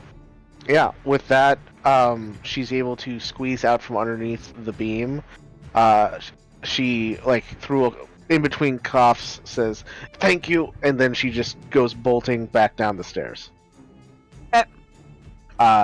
You don't see anyone else on this floor. You can hear shouts coming from the top floor, this being the 4th floor. Yeah, I'll keep making my way up. I'm gonna try to catch up to Ruby since I can't find anything. Sure, we can say that you were able to catch up to her while she was helping the halfling woman. Okay.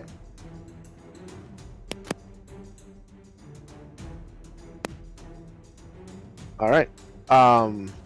So,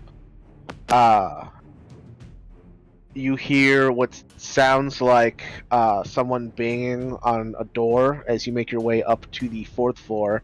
I also need both of you to make a con save as you get up to the 4th floor. You are hit by a wave of smoke. Okay.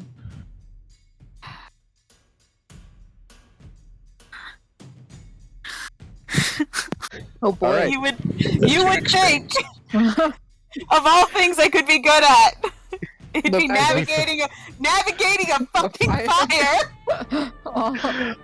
Unfortunately, you're resistant to fire, not smoke. Unfortunate, really. Yeah. All right, Kat, you're able to kind of avoid getting the brunt of it. Ruby, you forgot that when things are on fire, there's often consequences. And, I'm just used to being the consequence. yeah, and you are hit with a wave of smoke, immediately filling your lungs, and you are considered poison. Okay. Yeah, and you can hear people hammering away at a door nearby. Okay. Does the door look like it's blocked at all, or is it just like they just can't open the door because like the doorknob's hot sort of scenario?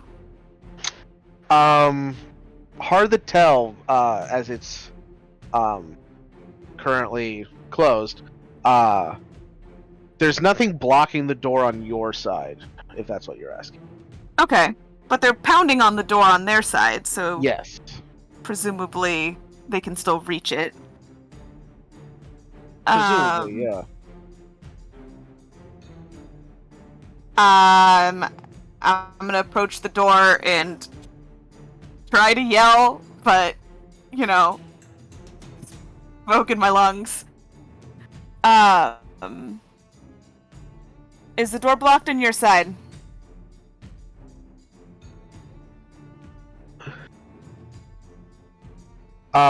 You hear panic screams on the other side yell, please help us, the door is blocked! It's gonna kill us! Sounds very dramatic of them.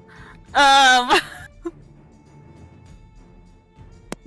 can you become something big that might be helpful for busting a door down? Yeah, I can do that. I'm gonna turn into an ape. Okay. Stand back from the door! Alright, this is... I don't remember... Yeah, this is just like a regular medium-sized ape. Yes. I guess you get a +5 athletics. Nice. 'Cause when I think ape, I think like chimpanzee, like not like a gorilla. Gorilla would be like a giant ape. Let's see. I mean, well, apes that's do fine. have plus Apes are 5 still athletics. strong. Oh yeah, they do have +5. I just looked up the stat block. Still better than what Kat and I We could have do normal- as yeah. ourselves. Oh, I didn't mean to Yeah. click that. Don't mind me. What the ape has light armor proficiency? The ape Um, does. The ape keeps my proficiencies. Thanks. Yeah. That's All right. what- Okay. Yeah. I'll take an athletics check from you. Can I help? Oh. Can she help? She said it before it hit her. Sure. I technically said it before the roll happened. Yes, I will let you help. There we go. That's plus 22. 5. Okay. So, with Ruby's help, however that looks, the chimpanzee that that cat turns into just wails on the wood and it splinters and breaks, and you can see that there's like several beams that are blocking the way of the door. So now the door is out of the way. However, like the people inside, you just see like what looks to just be like a couple humans. They still can't get out because of the beams blocking the way. You also see the source of the fire, which is a rolling mass of flame in a vaguely humanoid shape. As there is a fire elemental in this person's apartment. The fuck? Fire elemental in here.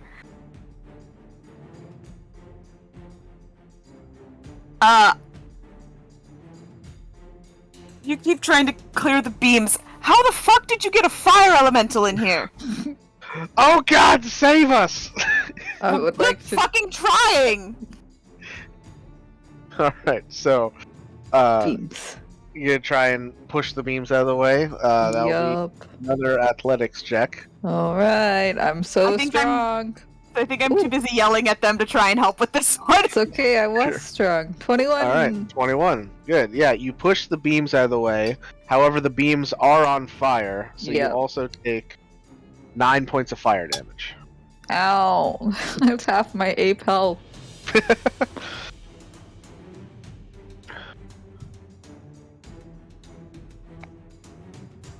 All right. So you smash the beams out of the way. You can see there are a few people in this room. The two that were hammering on the door, they run past you, and you can see that the fire elemental, who's kind of holding aloft this body that has just become like pure charcoal, now turns its gaze towards the two of you. I would like to let out a really loud, angry ape. Yeet. Call? Sure. Yeah, what's it called? Shout? Growl? Scream? Howl? Scream? I think I don't howl know. would probably Roar? be the closest. Howl? Okay, Yeah. is it a howl though? I don't know if it's actually a howl. Scream. Like, Yeah. about baboons howl. Oh, Yeah. okay. Yeah, that's true. While the ape is howling behind me, I'm gonna say in primordial, the fuck are you doing here? You see the fire elemental just kind of cock its head to the side, as it was not expecting someone that speaks its language. Yes, And you, yes, I'm talking to you. and it kind of sends back its own kind of like roiling flame speech, as it says, The fuck are you doing here? "I've been held captive for too long. I need to feed." Do I know what fire elementals feed on? Anything that burns. Amazing. Love that. It's a very wide and sweeping generalization. It's like saying, what do humans eat? Meat. Are there still any people left in this room? that are not the fire elemental? Make a perception check. It's at disadvantage because I'm poisoned. Yes. Great. Because that's what I need. Hey, that's cruel. I've rolled better at disadvantage than. Very mean of roll 20. 14. Welcome to my story. All right. You can see that there's like a room off of this main room that the fire elemental is standing in, and the door is kind of like open ajar, and you can see there's someone like looking through the crack, hiding.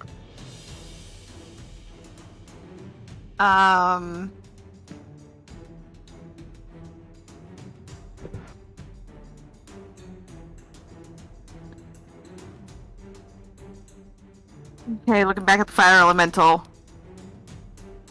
Who imprisoned you?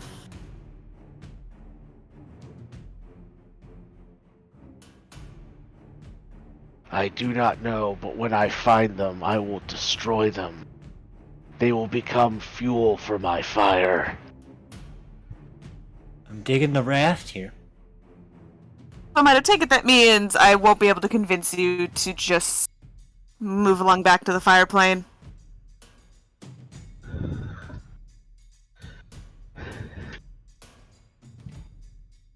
These people will pay for what they did to me. How do you know it was these people? They are all the same. Yeah. Man. Oof.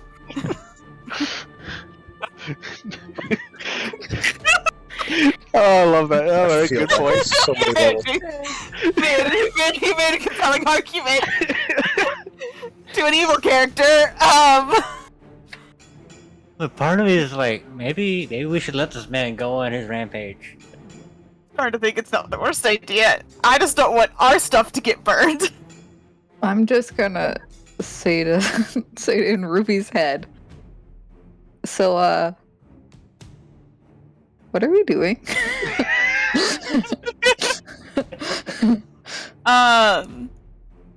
Do I know if fire elementals can understand common?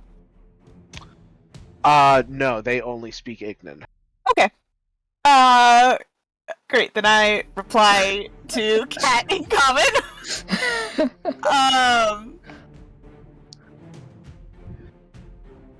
I mean, unless we're going to fight this lovely elemental here, I don't think the two of us stand a lot of chance of stopping it. There is, however, somebody else in that room over there that is trying to hide.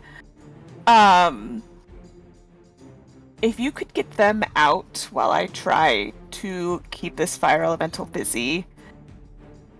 Really, I'm just doing this because I'm hoping for like a reward of some kind. That's what I was hoping you were gonna Great. say. Yeah, no, this is not out of the goodness of my heart. Okay. why I'm also maybe a little- I checked the first floor. It sucked. There's nothing good there. Check this room. Well, you know, usually the Actually, richer I'm people gonna live check this room. upstairs. Oh, I'd like to glance around the room real quick before I go to save the person. Go ahead and What an odd combo. go ahead and make a perception check. Oh, I keep my stats. That's good. I'm like, wait, I'm an ape. Oh yeah, it doesn't matter though. Plenty.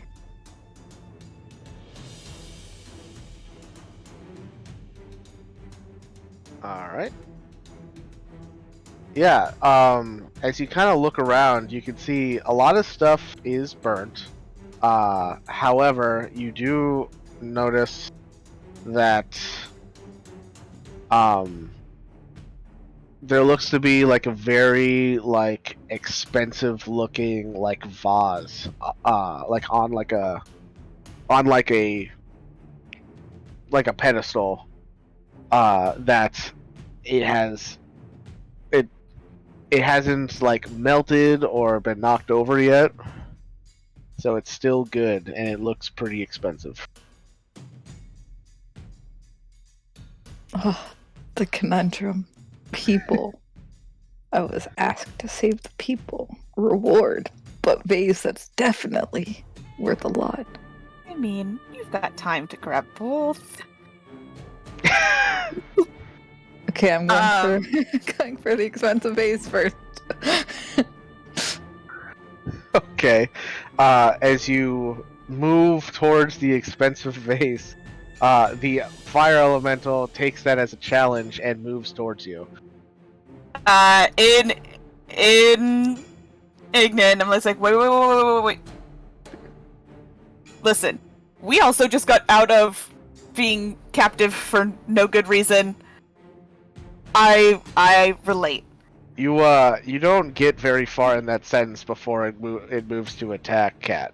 Can I try and intercept the attack? Not really, because like you're still Yeah. standing in the doorway. I'm gonna Okay. I'm just gonna grab a fire elemental token here to use, and then we'll roll initiative. It's okay, this Okay. is what I wanted. I didn't want to turn back, but also I can put it in my bag of holding now. God. You know what? That's entirely valid. Hit point buffer, but also bag of holding access. All right, I'll have the two of you roll initiative.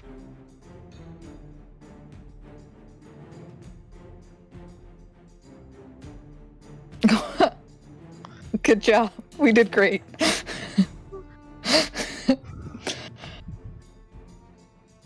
This is going well. And great.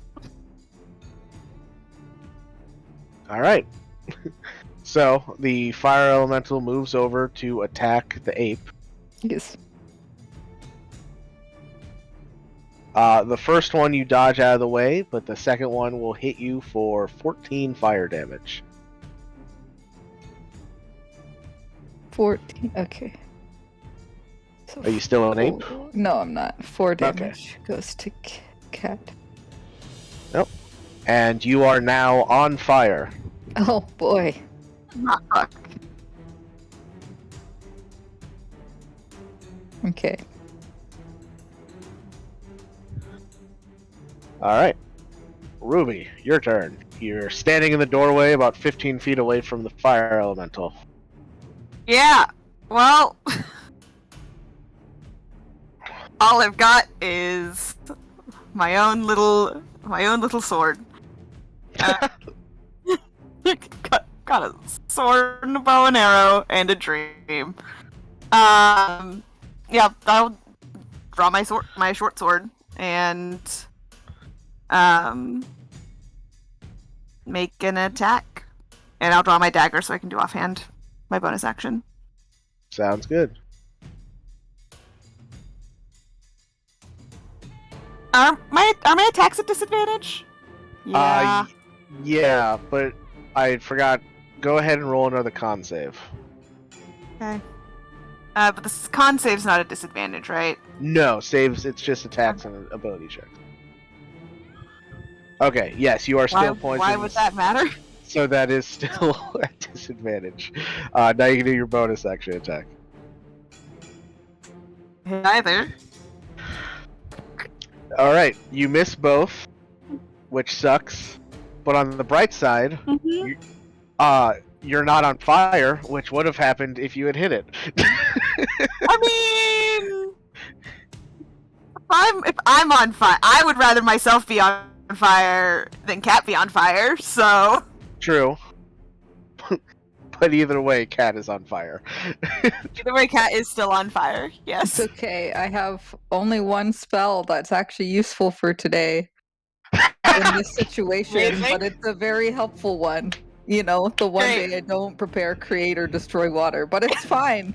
I'm sure Cat will help me instead. Oh, that's great. All right. Yeah, it's okay. I have one spell that's useful. That's fine. Anyway. All right. It is your turn, Cat. At the beginning of your turn, you take 1d10 fire damage. 1d10, that's a lot. 5 points of damage. Ouch. Okay. Cool. Did I make it to the vase?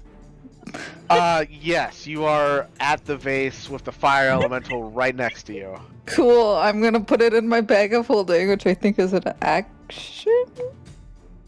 It is an action to put stuff. No, it's not an action to put stuff in. It's No, only only an to action take to take it out. Yeah. Mhm. Cool. So yeah, you can stow that real quick. Okay. Perfect. Got it. And then I thought that was gonna be it. Cool, cool, cool, cool. With my bonus action, I am gonna healing word myself. Hype. 4. Yay, I got the health back. Nice. And then All with right. my actual action. Still on fire. Ruby came up. So. Yeah, I'm just Yeah. gonna disengage and move towards the person we saw peeking through. Okay.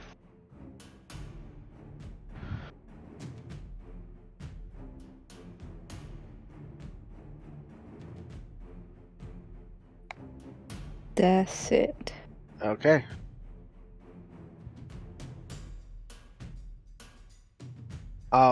The fire elemental looks down at you, Ruby, now that you're kind of like in the way between it and its meal. And it says,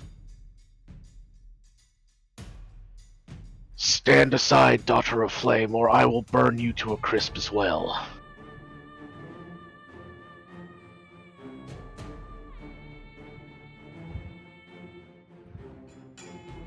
Listen, I don't give a shit about this house.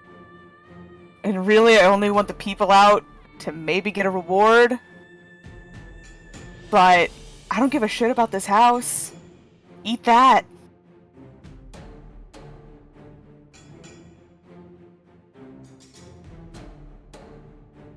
But the people are the most delicious. And with that, it will attack you. With everybody wanting to eat people these days.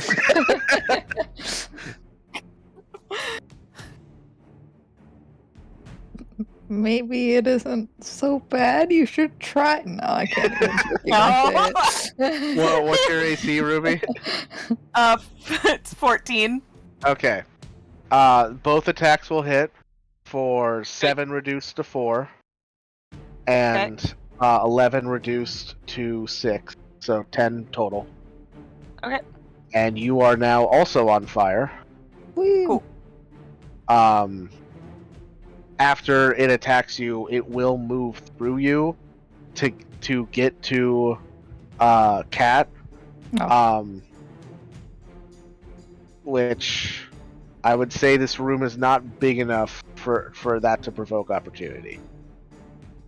That's fair. So now it is between the two of you. And Ruby, it is your turn. At the beginning of your turn, you also take 1d10 fire damage. 6 reduced to 3. Yep. And it is your turn. Okay.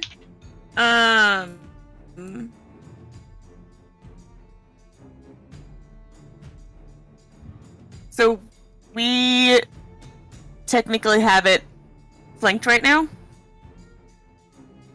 Is this Yeah. in between the two of us? I don't usually do flanking rules, though. We don't normally, you're right. Yeah. How often do I get to make those con saves for being poisoned? Oh, at the beginning of your turn, so go ahead and roll again. Great. Alright, you are no longer poisoned. Yes! Alright, well, I still want to give Cat a chance. So I'm gonna stab it twice again. And Alright, maybe hit with one of them. maybe. That will hit. And I'm gonna throw my sneak attack and a Whales of the Grave on it. Nice. Nice. That is 19 points of damage.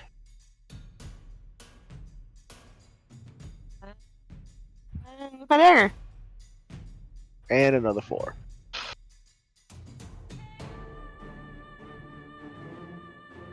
Let's see here. Okay.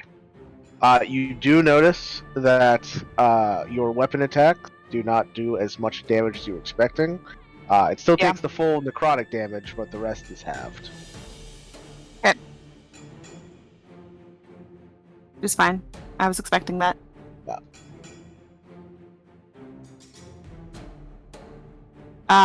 That's it for me. All right, Cat. At the beginning of your turn, you take another 1d10 fire for 9. Oh my gosh! Stop rolling so high on me. Okay.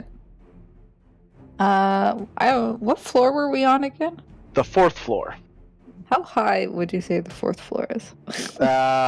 Let's see, probably like 15 feet per floor, so 60 feet up. Okay. Or I guess it would be 60 feet up if you were like jumping off like the roof. Yeah. So I guess it would be more like 50, 55, somewhere between that. Okay. Gosh, I probably just don't know that then. Do I know how close to the building the rest of the party got? You know Malkir is right outside. The rest of the party didn't seem as interested to get close. Okay. I'm just trying to see how far my thingy reaches. At the moment, that would be. You can see? sort of God! surveying. Well, there goes that plan. Okay.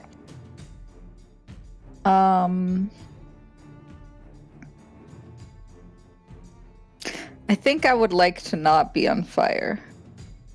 Alright, you can take an action to douse yourself. I will do that.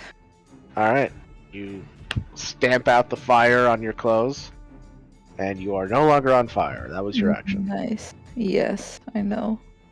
I just feel like it's probably not gonna be worth it because he's just gonna light me on fire again. Possibly. Yeah. But I think that's all I got right now. I'd like to.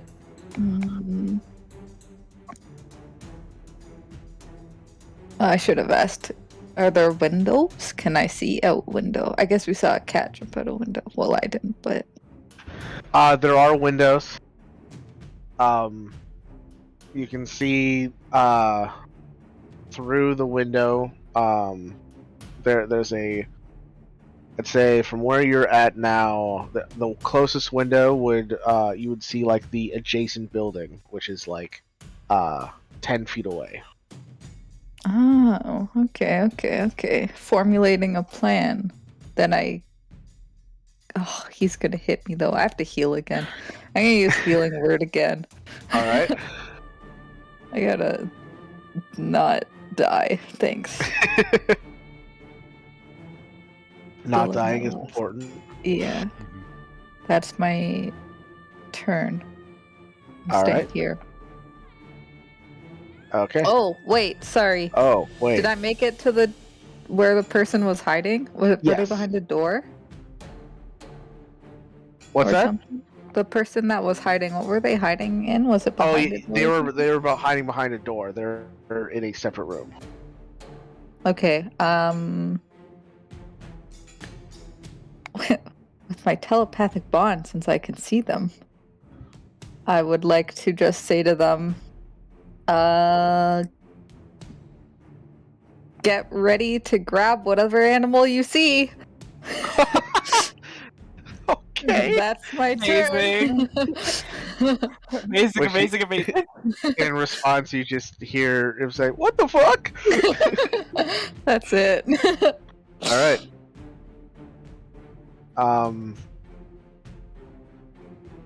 The fire elemental's turn.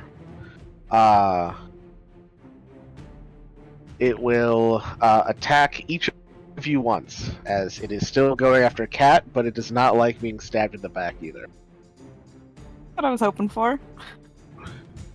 So first against Cat, that is a nat 1, Yay! and That's- then Sorry. well, that's all right. And against Ruby, that was a natural 2.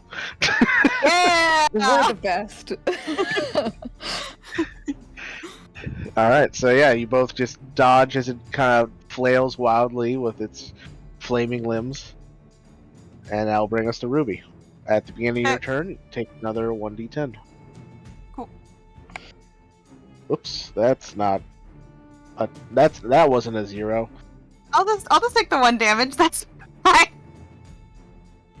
There we go. 9 reduced to 5. That's fair. Okay.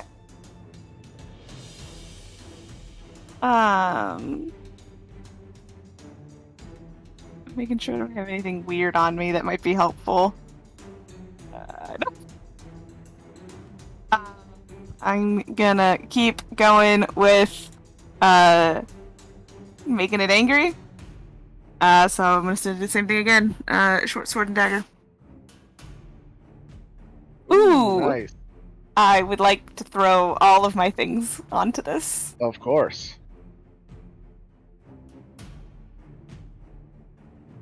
For some piss poor damage from the one I could have used some good damage from, but that's fine.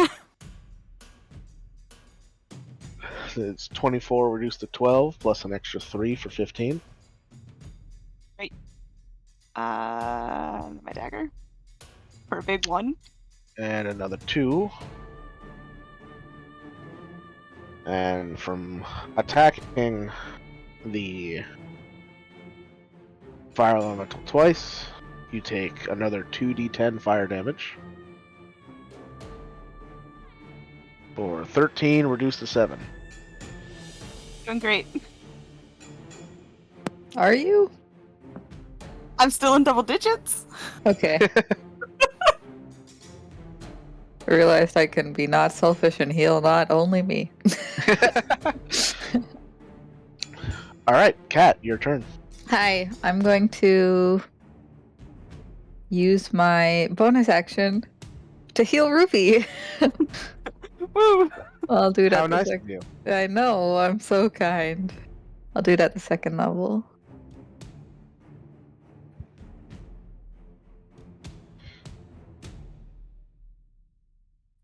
Eight. Nice. And then I'm also gonna say to her, we should leave. And I would like to open the door. I'm just gonna turn into another ape. Okay. Turn so that I hope the person listened and grabs me. Yeah, you see this human man. It almost looks like he's wearing like a bathrobe. As you grab him. And then the goal is to jump out that window as an ape. Okay. And hopefully grab the building across instead of falling, but who knows? Alright. Go ahead. Oh yeah, apes have climb speed. Okay. Yeah. So yeah, we'll say go ahead and make this would be an acrobatics check using the apes stats. That'd be +2 for dex. Make an acrobatics check to try and jump across. Okay. 14. Okay, yeah, that's enough. The elemental will take an attack of opportunity against you. Yep. That will hit for another 10 points of damage, and you are on fire again. Yep. It's gonna be real awkward if I untransform from the later fire damage, but not yet. Okay. Alright, and yeah, that's all of your movement to jump across, and now you're holding on to the side of the building while holding this man in a bathrobe. Yeah. Oh, I'm gonna say to him, hey, can you put those flames out in his head? What? He My is fur is so burning.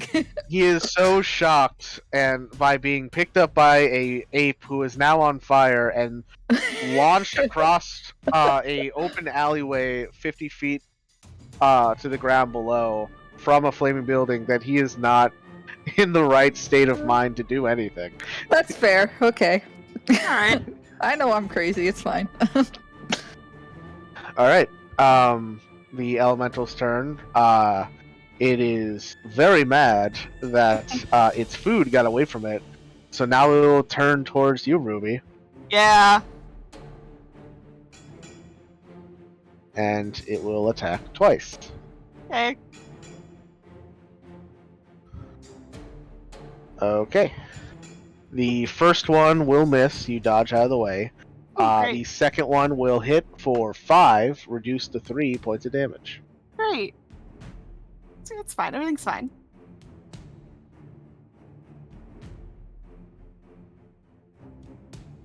All right. And it is your turn, Ruby. At the beginning of your turn, you take another 1d10 fire damage. Great. 2 reduced to 1.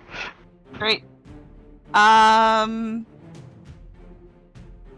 going to use my bonus action to disengage. I guess it doesn't really matter how I do this with my action economy. I'm disengaging, I'm using my full movement to start running away, and then I am dashing. All right. Yeah, you run away. Just down the stairs, I'm assuming. Yeah, I'm not gonna jump out of a 4th story window with 15 HP, so All right. I'm gonna try and make a break for it first. Sounds good. Cat, at the beginning of your turn, Yep. you take another 1d10. Don't be a 9 or higher. Oh, thank God. 3 points of Yeah! fire. I'm still an 8. All right. And what are you doing? I'm gonna climb down. Okay. Yeah, you get down. You're currently grappling a guy, so your climbing speed is reduced to 15 feet. So if you want to dash as your action, you can get down to just above the ground level. I'll do that. Okay. Sounds good. The elemental's turn. The elemental gives chase as it kind of wreathes its way down, like out of the room and down the stairs towards you, Ruby, as it too is quite fast. Yep. Oh no. With your dash, you are just a little bit outside of its range, however, so it will have to use its action to also dash. So it will use its action to dash through you to get on the other side of you, blocking your way, and also dealing 1d10 damage. Ooh, 10 Motherfucker. damage. Oh god. Oh shoot, I know what I should have done, but I didn't. But it's okay, I'm coming back for you. They say never go back for the cat, but cat can go back for you. I don't think I'm gonna make it that long. I So got that you. is reduced to 5, though, so you're not... Yeah. Yeah, okay. Just Yeah. gotta get. Still. Just get to the door. I could potentially get Yeah. to you. You're on the 3rd floor now, by the way, I should point out. Yeah, I know. Okay.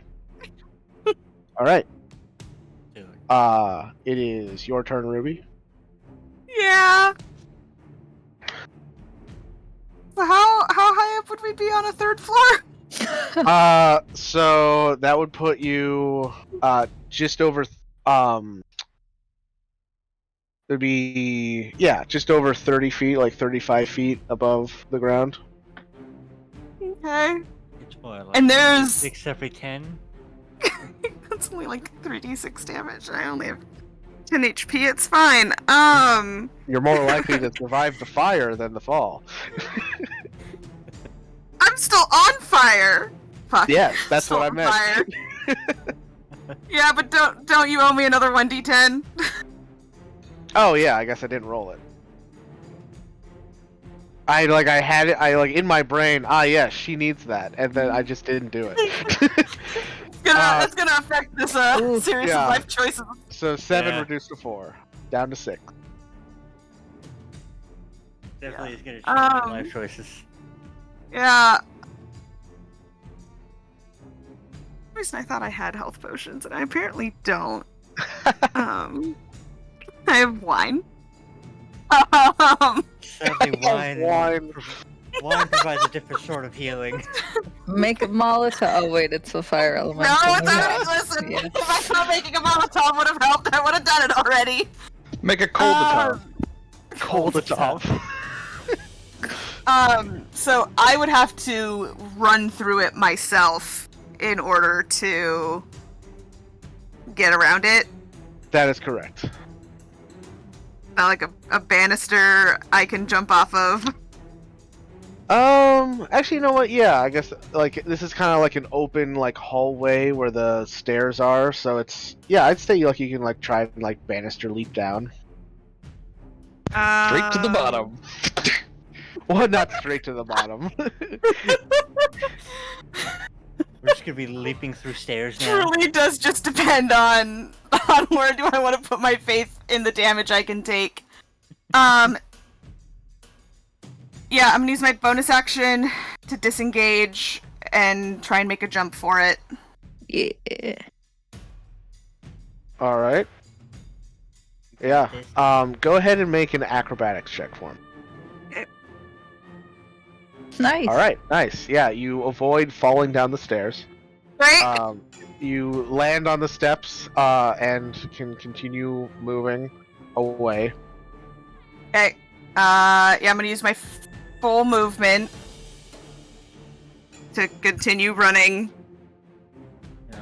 Downstairs. as far as I can Yeah. get. Yeah, you get I'd say you get like 20 feet away from it. I'm gonna have to dash. It's still not gonna put me. Fuck! It's still gonna be able to run through me.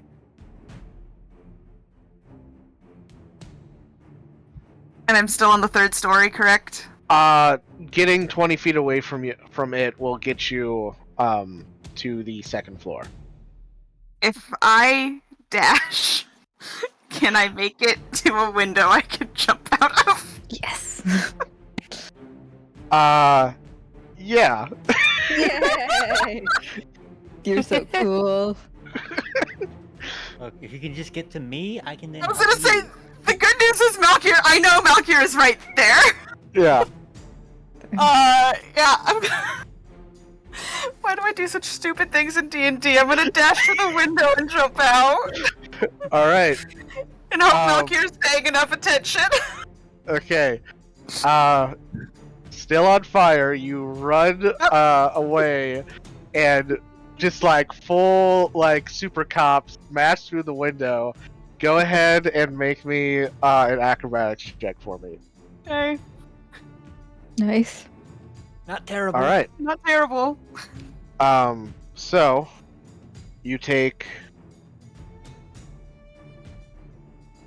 1 point of slashing damage from the glass. Okay. Ooh.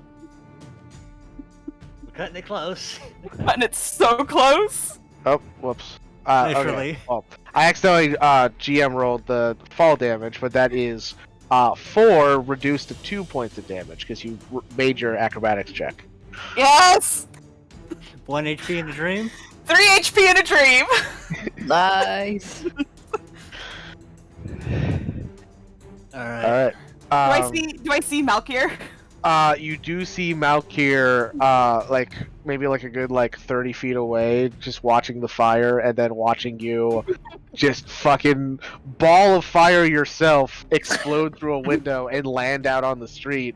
There's a bunch of people that have now gathered to watch the fire, Close and then all distance kind to of you. like they all just kind of like step back in shock as someone on fire just jumped out the 2nd story window. Yeah. I'm gonna close the distance to her. After Can I- Oh, hold on. Yeah, can I yell out before the end of my turn? Just back away, there's a fire elemental inside. You know, is Rich coming from me right now? Who looks like a Yeah. fire elemental outside? Yeah, sure. So if somebody wants to throw a bucket of water on me, I'd allow it.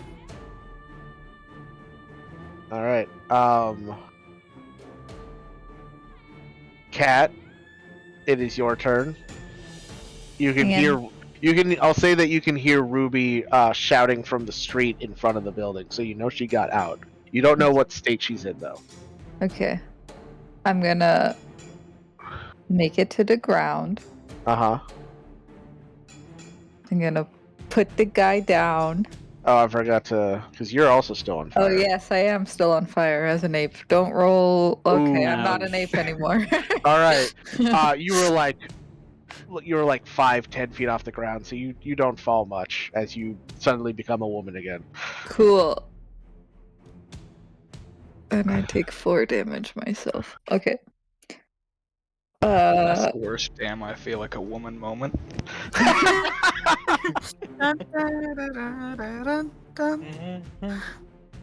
I'm gonna say, hi, don't leave, and I'm gonna run towards the front because I Stay was gonna there. go back in after her anyway. All right. Yeah, you run back out front. You can see Ruby is sitting there on the ground because she's technically prone. Yeah, Oh, no, actually, you know what? You made your acrobatics check. You didn't fall prone. she's in a cool 3-point landing. Yeah, cool 3-point landing, exactly. Yeah. On fire, although it's hard to tell because she usually looks like she's on fire. Ah. Well, I was gonna put myself out while I'm running, Yeah, you can do that as your action. and then I was gonna healing word her anyway. All right, because sounds she good. was rough before we jumped out of a window, and I know it sucks jumping out a window. Healing word.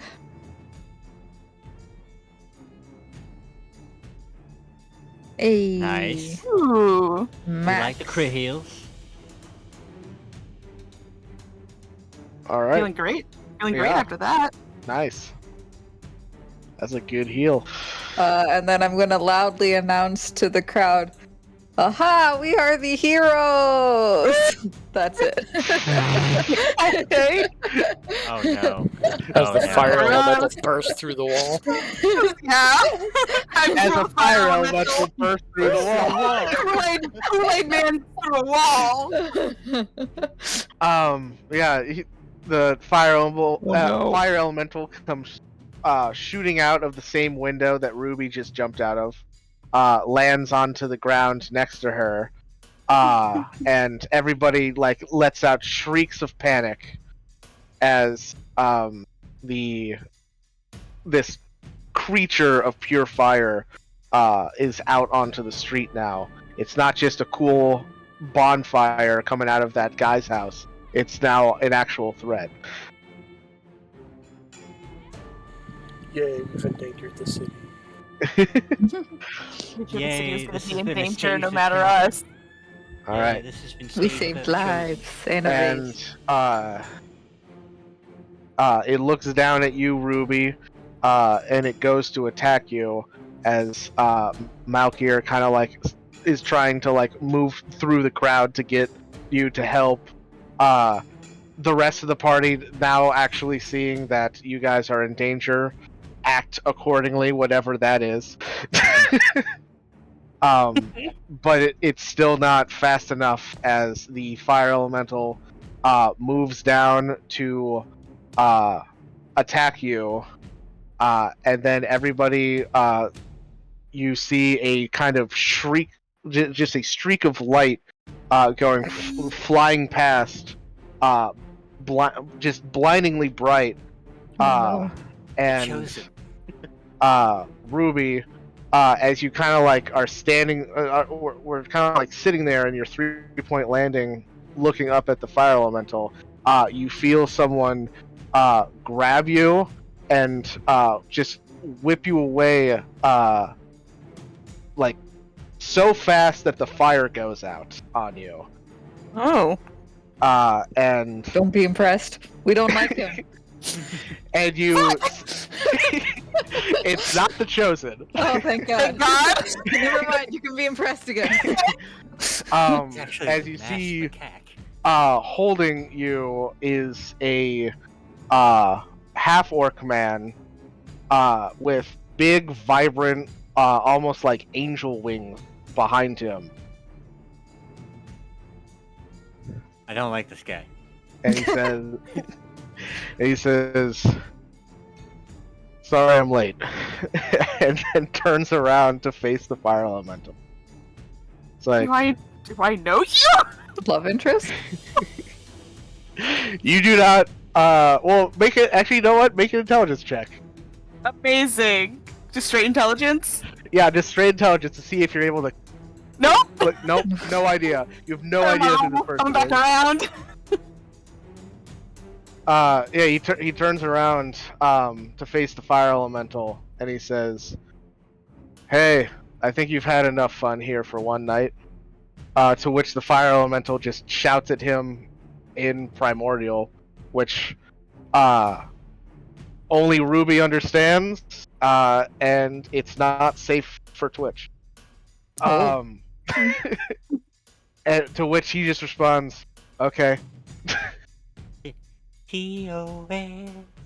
And the fire elemental comes moving over to attack him, to which he just kind of stands there, not even like in like a ready to fight pose. He's just standing. And you watch as the fire elemental just engulfs him, and he just kind of stands in the fire, almost unaffected by it. And then you watch as in the center of the fire elemental, the roiling red flame quickly turns into a vibrant purple flame as this half-orc angel man just straight up punches this fire elemental with a fist wreathed in purple flame, and the fire elemental just explodes and dissipates dead. I don't like this guy. He's just standing there in flame, and then he just starts kind of batting out the flame on himself. His wings kind of dissipate, and then he looks up at the fire and is like, "Ah, shit."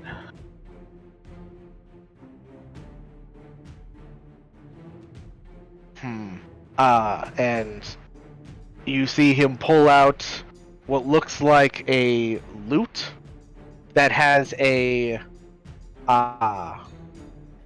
looks like a hand on the end of the lute, like a wooden hand carved into the head of the lute. And he hits it like a power cord, and just this huge gust of wind hits the whole building, and within a couple seconds the fire is out. Wow, he managed to out-bard Casper. I think we found a better bard.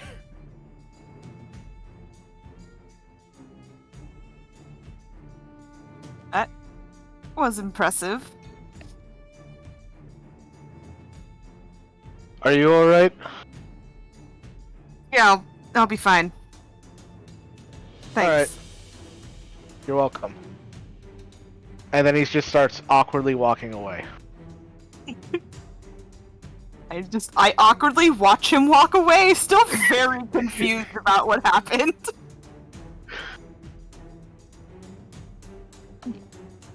I run over to Ruby. Hey, you okay? Cat who's still on fire.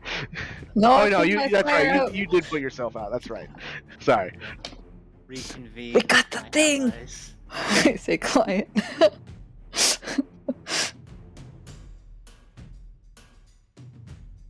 All right. Shortly after that is when the city guard show up. Great response time as usual. Yeah, Orana's finest. Yeah, and they start taking down everyone's like statement. Do you guys stick around to see what plays out? No. I'm going back to bed. Valkyrie, Casper, Oh, yeah, I leave. forgot it's middle of the night. I'll We should go check what dude we saved. Towel man. also reconvene with. I'm gonna wait up. Yeah, At no, I'm least gonna give Ruby a wait. fish before leaving. 5 All right. points. What are you doing, Malkir? That's fuck those two. You're very quiet. I can barely hear you. 1 second. I'm gonna give this to Ruby before I leave. A good 5 hit points.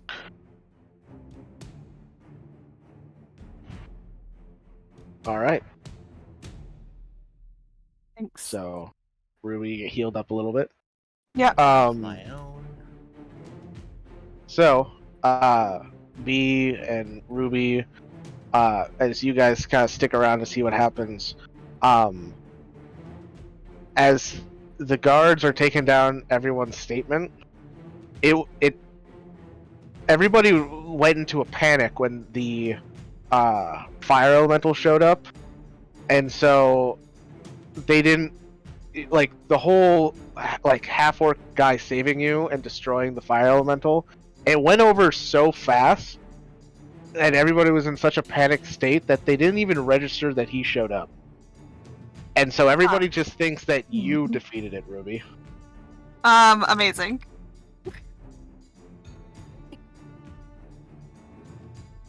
Right, Also God sus, damn though. it, now we got another vigilante to deal with. All right, and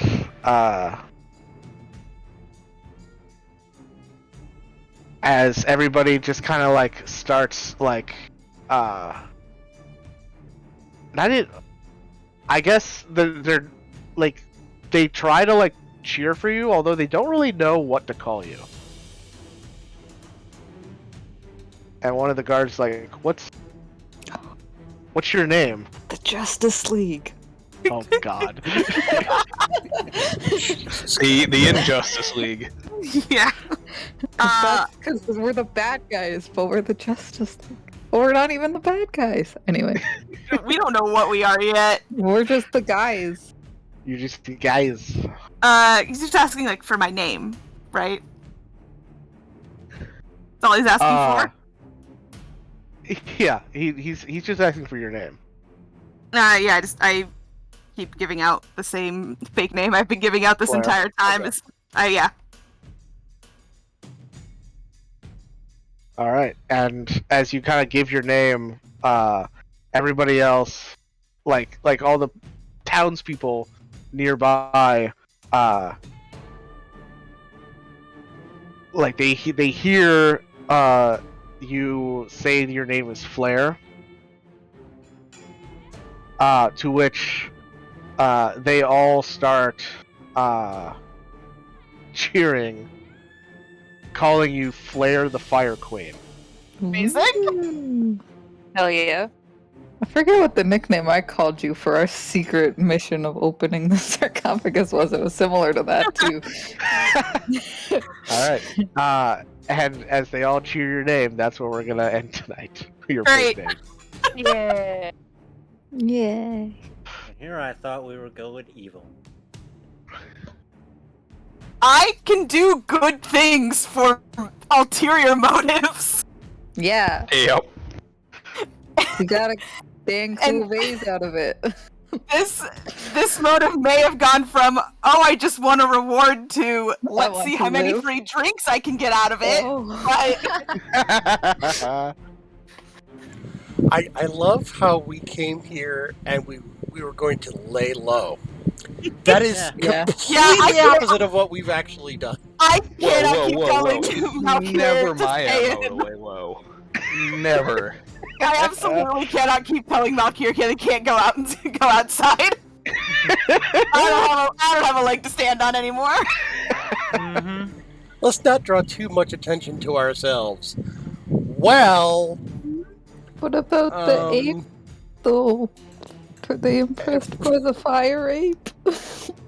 They don't realize that you're the fire ape. Yeah. They I also know. never saw the fire ape because the Oh. fire ape was Very all fast and inside then and then gone. like in the alleyway. You right.